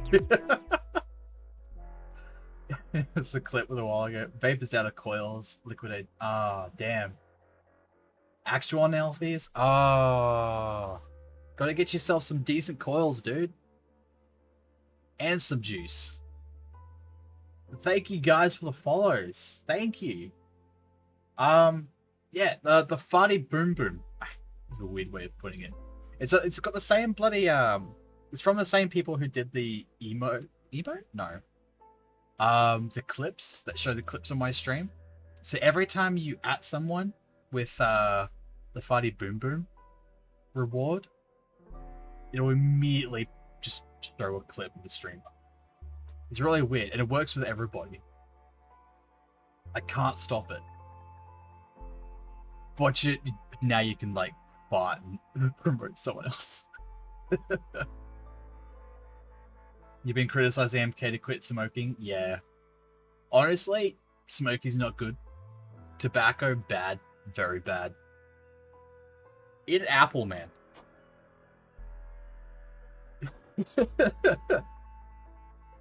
I'm okay. I can understand quitting is hard. As someone who's tried smoking before, I've never found the addiction. The taste of tobacco is bloody horrendous. I fucking hate it, especially the aftertaste. Can't do it. Though, vaping sounds awesome. I've tried some vape. It's fucking great.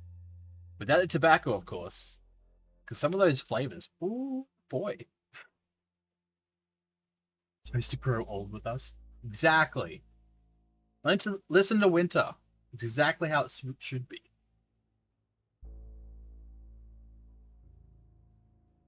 Oh. Yeah, you gotta look after yourself. Have we really just turned into a health advice stream? This happens too often. You should just start calling me Dr. Shock. I'm not in the phase of wanting to quit because I kind of enjoy it. Ah, fair enough. Fair enough. Dr. Shock? Yeah. I've a few other people who popped in my streams, I've been helping them out. Well, I give advice. Here and there. I'm not an actual doctor, okay? Unless I print one out that says phony on the site, I don't know. Not an actual doctor. So take all my advice with a grain of salt. Because I know shit. Fuck all. But yeah, I hope everyone's having a great time. And I hope you enjoyed your stream too. And we shall continue on with this. Now, I'm not going to be talking a lot because there's going to be a lot of talking with this. But I hope you guys enjoy it. I really don't want to unmute because I know I'm just going to be like, yeah. Drinking alcohol ages your brain. It does? I should probably stop drinking. Ooh. I'll be lurking and quietly disappear. It's 9:30 AM. Alright, you don't need to quietly disappear. Get some sleep. Y'all need sleep. Jesus can come second. Y'all need sleep first. Okay. Alright, we'll get on with this with the stream.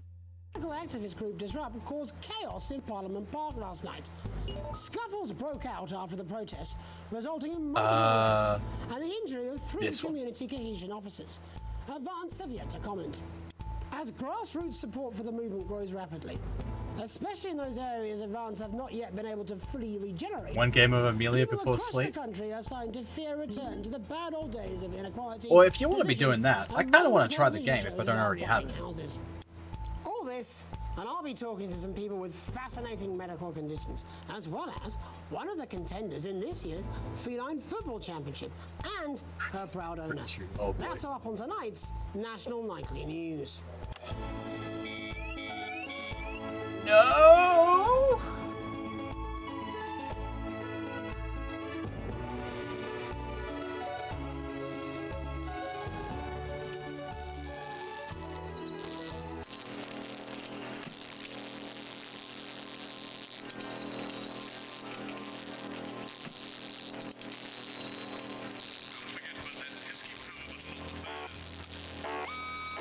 No!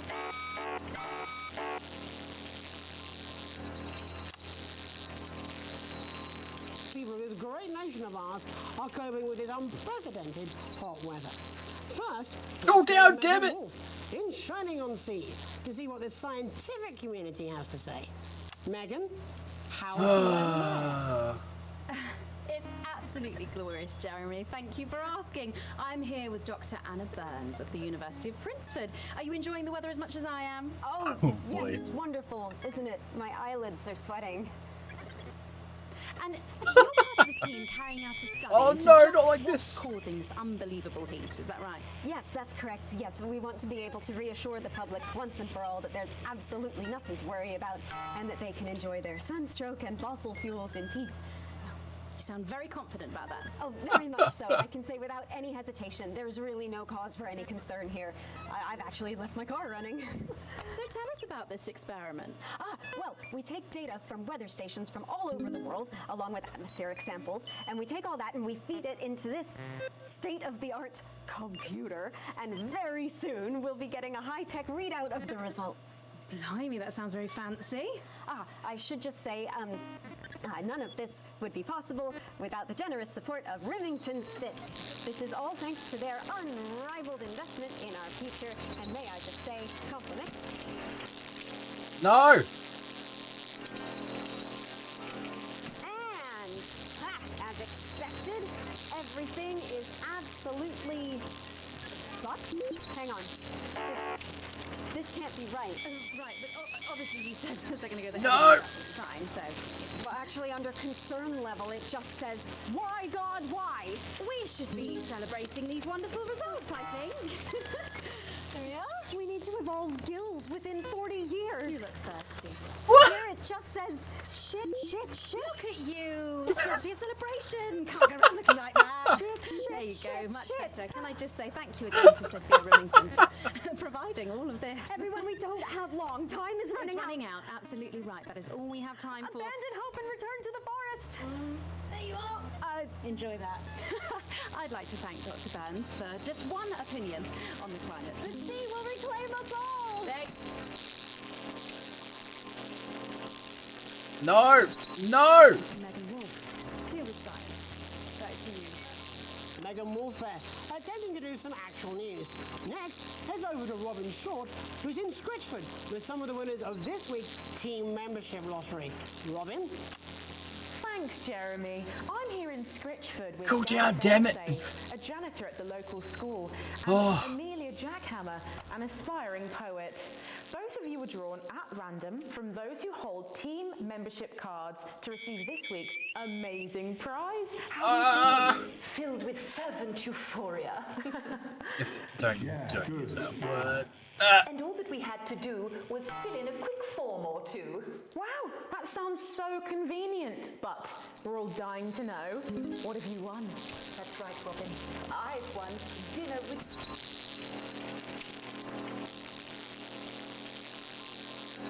On. I've been invited to Peter Clement's house to help him dredge the guttering. That's absolutely terrific. You must both be over the moon. I've written a poem about it.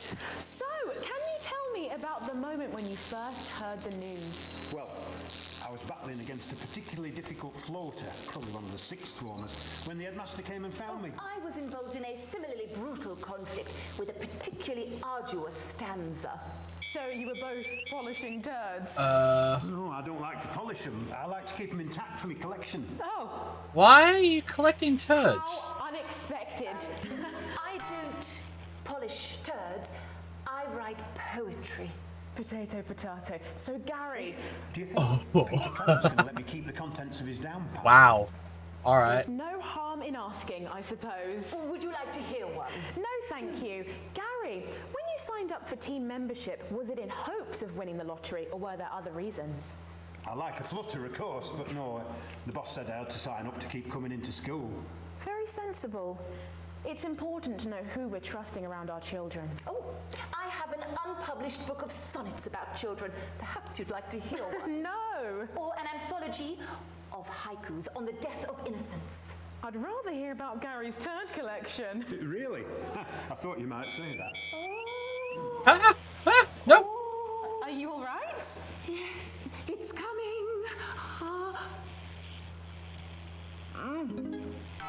It's inspiration, and it's delicious. Right you are. Yeah, you keep eating your air turds, okay? On the show, there's no news. Just a man.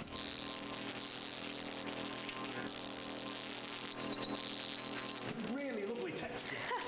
Would you encourage other people to enter for their chance to win? Ruth, if it's colour you're looking for, take a gander at all blue eyes here.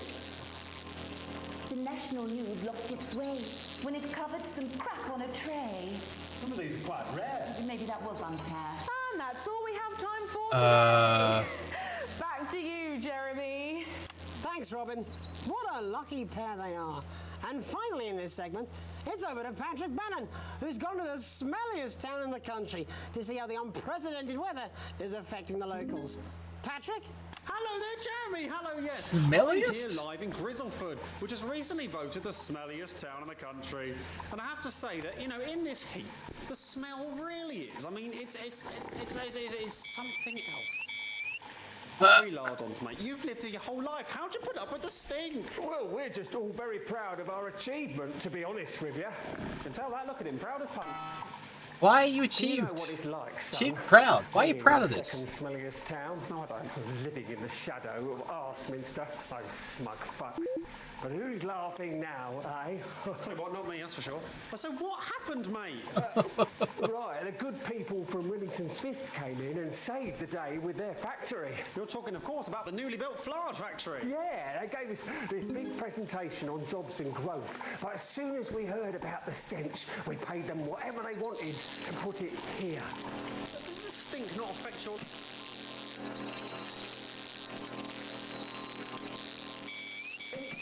First, but you get used to it after several weeks of your first bout of sickness. The judges were very impressed. So, what's the sickness? Oh, that's nothing to worry about. It takes a few minutes before you develop any symptoms. Few minutes. Now, folk are by saying something about the production line and how they dump carcasses directly into the water main, but I think it's probably the fume valves on the high street. On the high street? Should I see a doctor? What are the symptoms? Well, the first one is asking stupid questions. Then folk experience a loss of inhibition. Fuck off, do they? When was the last time you brushed your teeth, you stinking old tramp? Next recording is a period of randomly... Come on. Like, hello, it's sexy Patrick Brennan. He's wearing sexy shorts now. Oh my God, look at me. I'm like a stallion. I'm gorgeous. Why didn't you tell me? I should take my shirt off. You know what? I'll even let you touch me if you want. that will be the bout of undeserved self-confidence. Love the Bannon. Feel the Bannon. Oh man, what's the point? And the ennui. All that's left now are the hallucinations and unconsciousness. Nano Dotty? Was that you? Why are you made out of elbows? You know I don't eat opinions. Made out of elbows? Oh, come on. On. Just find a place to stick it where it won't matter how many times he evacuates his bowels. Oh. Right, that's all here from Grizzleford, a town that's really making a stink. I'm Barry Lardons. Back to you, Jeremy. Thanks, Barry. With a naval blockade being set up around our What coastline the as we fuck? speak, when we come back, I'll be talking to 3 members of the general public who appear to be here purely for medical reasons. Don't go away. Unless, of course, you've got something better to do. We'll be back after these messages. 1 minute back. Oh, That was stupid, boy. even for you. I don't care. It's done. I am done. It's 200 fucking degrees in here, and I can't do this anymore. You say this every Friday. I've done something. What do you mean? Jeremy? My mic is still live. Uh-oh. You can expect the government to request some censoring during the next section. Obviously, we can't force you to do it, but it would make me and the powers that be very happy if you just comply. Don't forget about that pesky power button on the fan. That's football. We should be doing an interview with the War Minister or a report from Grantham Downs. Even the weather will be more fucking relevant than this. Jeremy, please, just Where'd breathe. that come It's just from? Something light to keep people's minds off things. Exactly, which is wrong.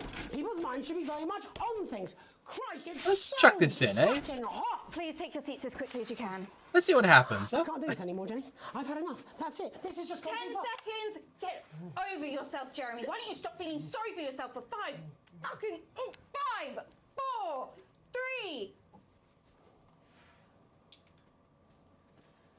Welcome back to the National Nightly News with me, your host, Jeremy Donaldson. Later, we'll be talking to the captain of the Territory's first cat football team, Professor Pumpkin. But first, I'm joined by 3 guests with some balmy bodily behaviours. Joining me is a woman who's been hiccuping for over 9 months. Isn't that right, Miss Piercy? Yes, that's right.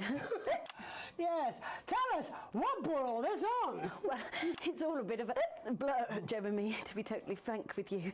So I was watching your show and I remember seeing the news about the election and it hasn't stopped since. Fascinating stuff. Also here is Frankie Steampipe. Perhaps you could explain to us exactly what your physiological foreboil is. I'm here to say it's high time people like me were respected. We're constantly overlooked in the workplace, we're whispered about on buses, and we're asked politely to leave children's birthday parties. And it's... Oh boy. Oh. I heard a fart. Who farted?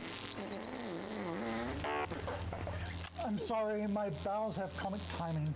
And finally, I'm joined by a man who answers every question honestly, even when it isn't aimed at him. How do you cope with that, Mr. Truman? With a combination of booze, self-hatred, and hardcore pornography. Is that right? Not according to my therapist. Well, in that case, let's speak to Rose. Tell me, how does the hiccuping impact you? I get shushed a lot, which is hard.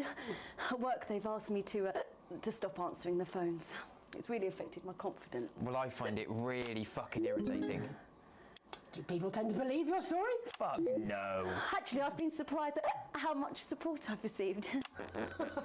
And Frankie, why have you come here today? Because my wife left me, and I was hoping that the fame would win her back. We've started a group for people with ailments deemed broadly comical by society. It's called Take Us Seriously. That's right. And we bloody well mean it. No! And how much success have you had? Well, we've seen some little positive changes. I don't want to toot my own horn, but it's been a runaway success. Shit all. Not a single person come to our fun run, and all of our leaflets fell in the canal. Huh. Well, Miss Piercy, some people are saying your condition was actually caused by the shocking events of that night. What do you think? Come down, Mr. Donaldson, that's absolute rubbish. What it'd be like to have a pair of tits. Could you? I'm sorry, it's very hard. What was I thinking? That you're a team fuck puppet? No. Or a sellout cunt? Apologies. Just a reminder that he can't help it. And hey, if this isn't live television, then what is it? A fuckfest of propaganda masquerading as journalism. Right, Frankie, Rose. That was a wet one. How can the viewers get involved with your cause? Yes, we're holding a sponsored run in Capital Park next weekend. It's called the No Smiles 13 Mile. No, it's called the No Laugh Half. What did I say before the show? That it was the team pulling Jeremy Donaldson's strings. No, I didn't say. Well, we may have to end that there, unfortunately. What a harmless bit of fun. Steady on! This is exactly what I'm talking about. We demand respect. Yes, well, later, I'll be talking to Professor Pumpkin. Ginger Tabby with a world-class pair of penalty paws. Is that really necessary? No, it isn't. Let go. Not you. Unhand him at once. Enough! That's enough! Enough! Uh. What are you doing? Try not to piss myself. Alex, don't you dare! Don't you fucking dare cut to the ads before I tell you to. Now, you in the broadcast centre, Bozeman's little scapegoat, you listen to me. You cut to the ads before I tell you to, and I will kill every single person in this studio. I am thinking about what I'm doing. I've been thinking about it for a long time. We all should be. Christ, it's so fucking hot in here. Do you remember when we used to do the real news? Before it was all lottery winners and bloody cat football? We are on the brinks of a siege, the likes of which the world hasn't seen in hundreds of years. The enemy is at the gates, and I'm stuck here talking to these three fucking idiots. I think my hiccups have stopped. You three, get the fuck out of my studio. Go on, now, go, before I change my mind. Jenny, lock the doors. Lock the doors. Yes, Jeremy. Now. Good. Yes. Now. Right then. You in the broadcast centre. Alex, you listen to me. You pay attention. Now. No. I'm sure you've Fuck already you. loaded up exactly what you're going to play in the commercial, but today is going to be a little bit different. What? Look to your right. Yes, really. Look to your right. There is I've a already put it VHS there. tape, and I want you to load I've it already into put one it of your in. machines, and when I say so, and not before, you play it. You've got about 15 seconds, so I wouldn't waste any time. Now, all cameras, all of you. You come back. I'm going to do the fucking because every single thing that comes out of this studio is either one-sided or banal. We're going to show the other side for a bit of fucking balance. Like the good old days. Alex, play the fucking tape. Now, I don't want to hurt any of you. If I see anything I don't like, I will not hesitate to start. By killing this man. Reset the system for the third segment. I imagine the ratings are going to be through the roof. Oh boy, what is this? What's it saying? We are the resistance. We are disrupt, and we're going to tell you the truth. Yeah, 69. Have advance aided by the mass media are lying to you. The elderly are not a burden. The rich are not all crazy. And the team membership card is an ID card, no matter how tempting the prizes are. But who am I to tell you this? A voice from the shadows trying to tell you that everything you know is wrong. Why would you trust a man too scared to show his own face? Don't switch off. What the fuck? Don't switch off. My name is Alan James, and I think that certain rights are worth fighting for. The right to keep the rewards of our own hard work. The right to be kept alive in our dotage. And the right to question our government without worrying what our children will report to their fellow go-getters. I love this country. It may be what I am, and I'll fight for it. In fact, I'll die for it, if I have to. But I can't do it alone. Disrupt Hey the Hades, movement, how are you? But we need your help. How long? 17 seconds. And the studio Finish all doors are all still Fortnite. locked? Fort shit. Yes. I'm just sick of it now. Can't do anymore. I don't blame So you. what now? I don't know. How are you, Hades, by the way? I mean, some of it was. I had a speech, look. But this was unexpected. So what now, Jeremy? It was supposed to be your day off. God, please, don't do any more stupid things today. How long? How long, Jenny? You already lied. Welcome back to the National Nightly News. Oh. Joining me, unexpectedly, for I very much imagine will be my last broadcast, are two new guests. Jenny works here at the National Nightly News and is someone I consider, well, a friend. And next to her is, what's your name? Andy. Andy's a policeman. Only we don't call him that anymore. He's a community cohesion official. Officer. Sorry? It's community cohesion officer, CCO. And how's that for you, Andy? Being rebranded? It's good. it's not about confrontation anymore. You know, the force had its fair share of problems. The team doesn't have as many. But it still has some. I couldn't say. Couldn't or wouldn't? I don't know what you want me to say. Christ, you're fucking useless, aren't you? We'll come back to you later. Jenny? I don't want to be on the news, Jeremy.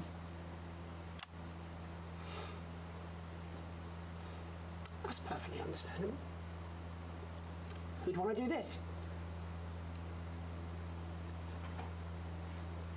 Jenny, why did you join the National Nightly News team? I always wanted to work in news. Yes, but why specifically this program? The National Nightly News. It was the news everyone trusted. Was? Is. Do you really want to quibble semantics at gunpoint? Is there something else you'd rather discuss?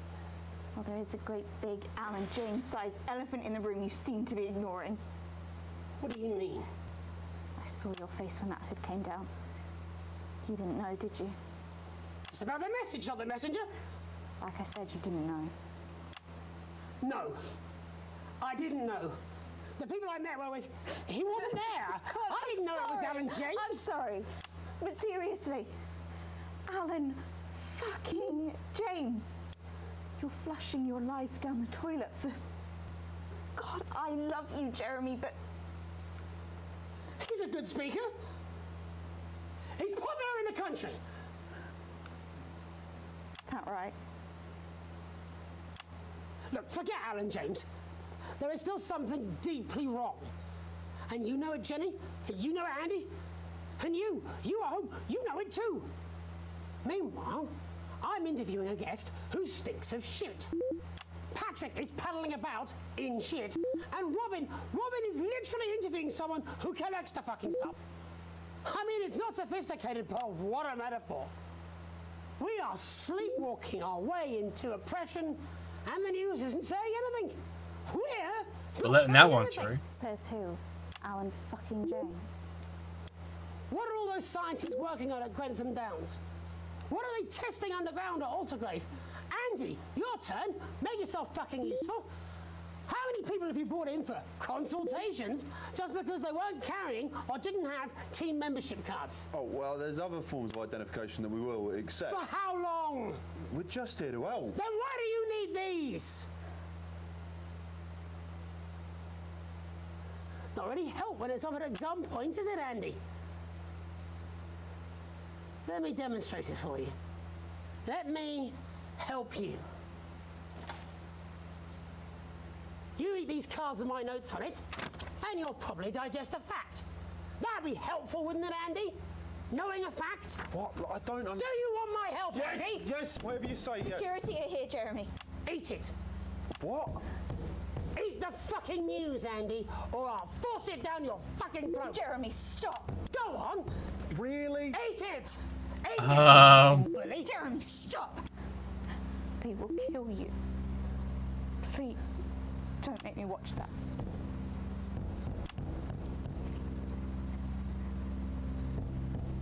Of course. You're right. Sorry. Sorry, everyone. You can put the card down now, Andy. You can go now. You too, Jenny. Fuck off over there. We're nearly done. All cameras on me.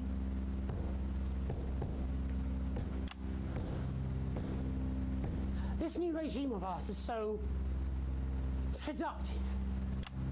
I understand that. But before we all hand off our freedoms, should we ask to whom we're handing them over?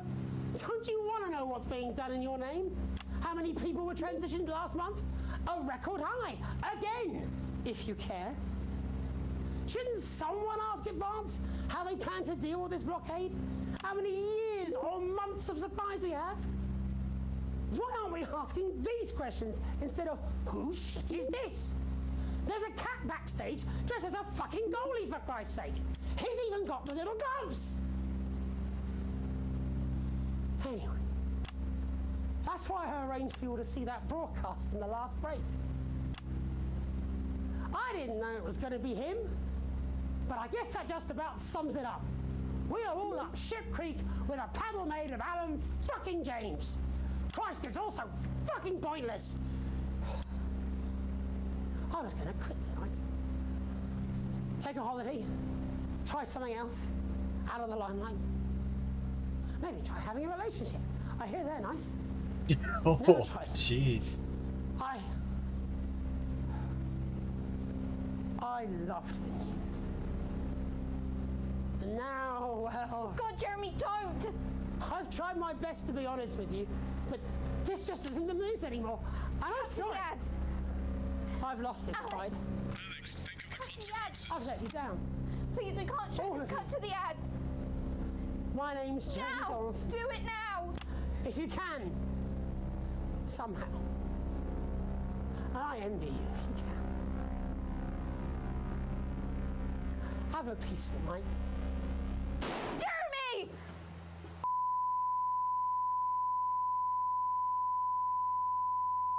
Holy shit.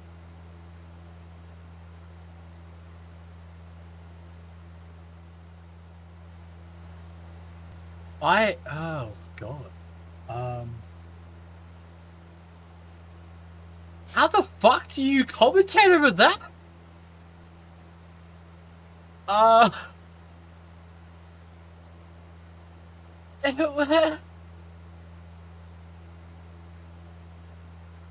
This is so trippy. I'm gonna keep looking for this thing to seat.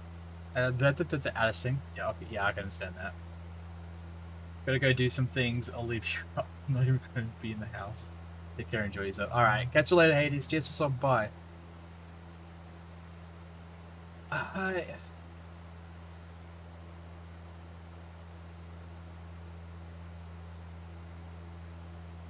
don't know how to respond to that.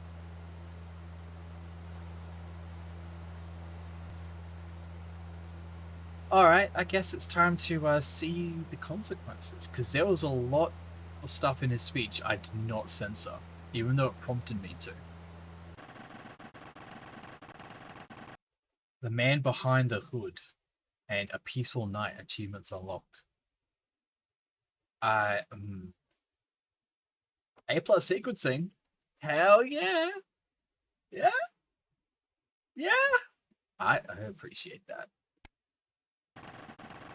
My heart can take much more of this. Broke as poor. Oh, we went up. Hell yeah. We got more financing. Cool. I'm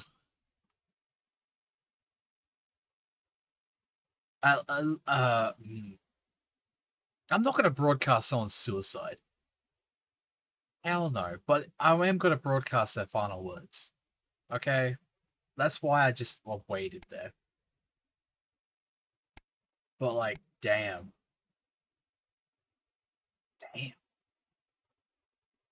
Damn. I think we're gonna stop it there. So thank everybody for coming along. I don't know how the frick. How do you? I don't even know. I don't know how you're supposed to respond to that. I really don't.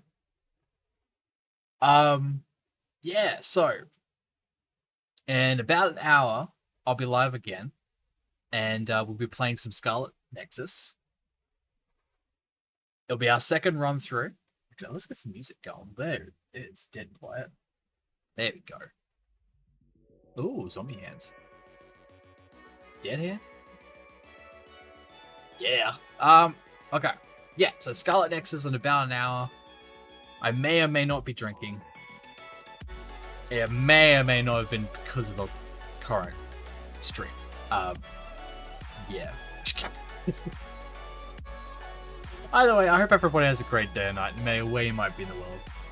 And, let's go raid somebody. Does anyone have any suggestions? I feel like we should go, tickle another streamer's feetsies, eh? Let's go... Let's go... I don't know who, though.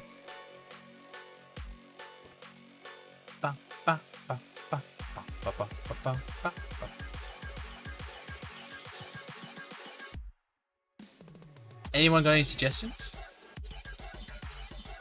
Because I'm gonna search for people who's currently streaming the same game as this. I'm the only one.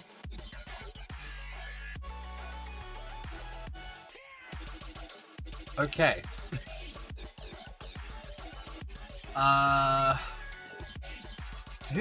Who am I following that's currently live? Got Mr. DD Fun. He's another VTuber. He's currently playing Payday 2. I reckon we'll give him a nice surprise, eh? Yeah. Yeah, let's go raid that guy. Chuck you there.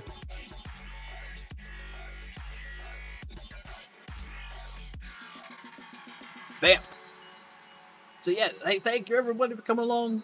Hope I catch everyone in the next stream. And yeah. Bye everybody!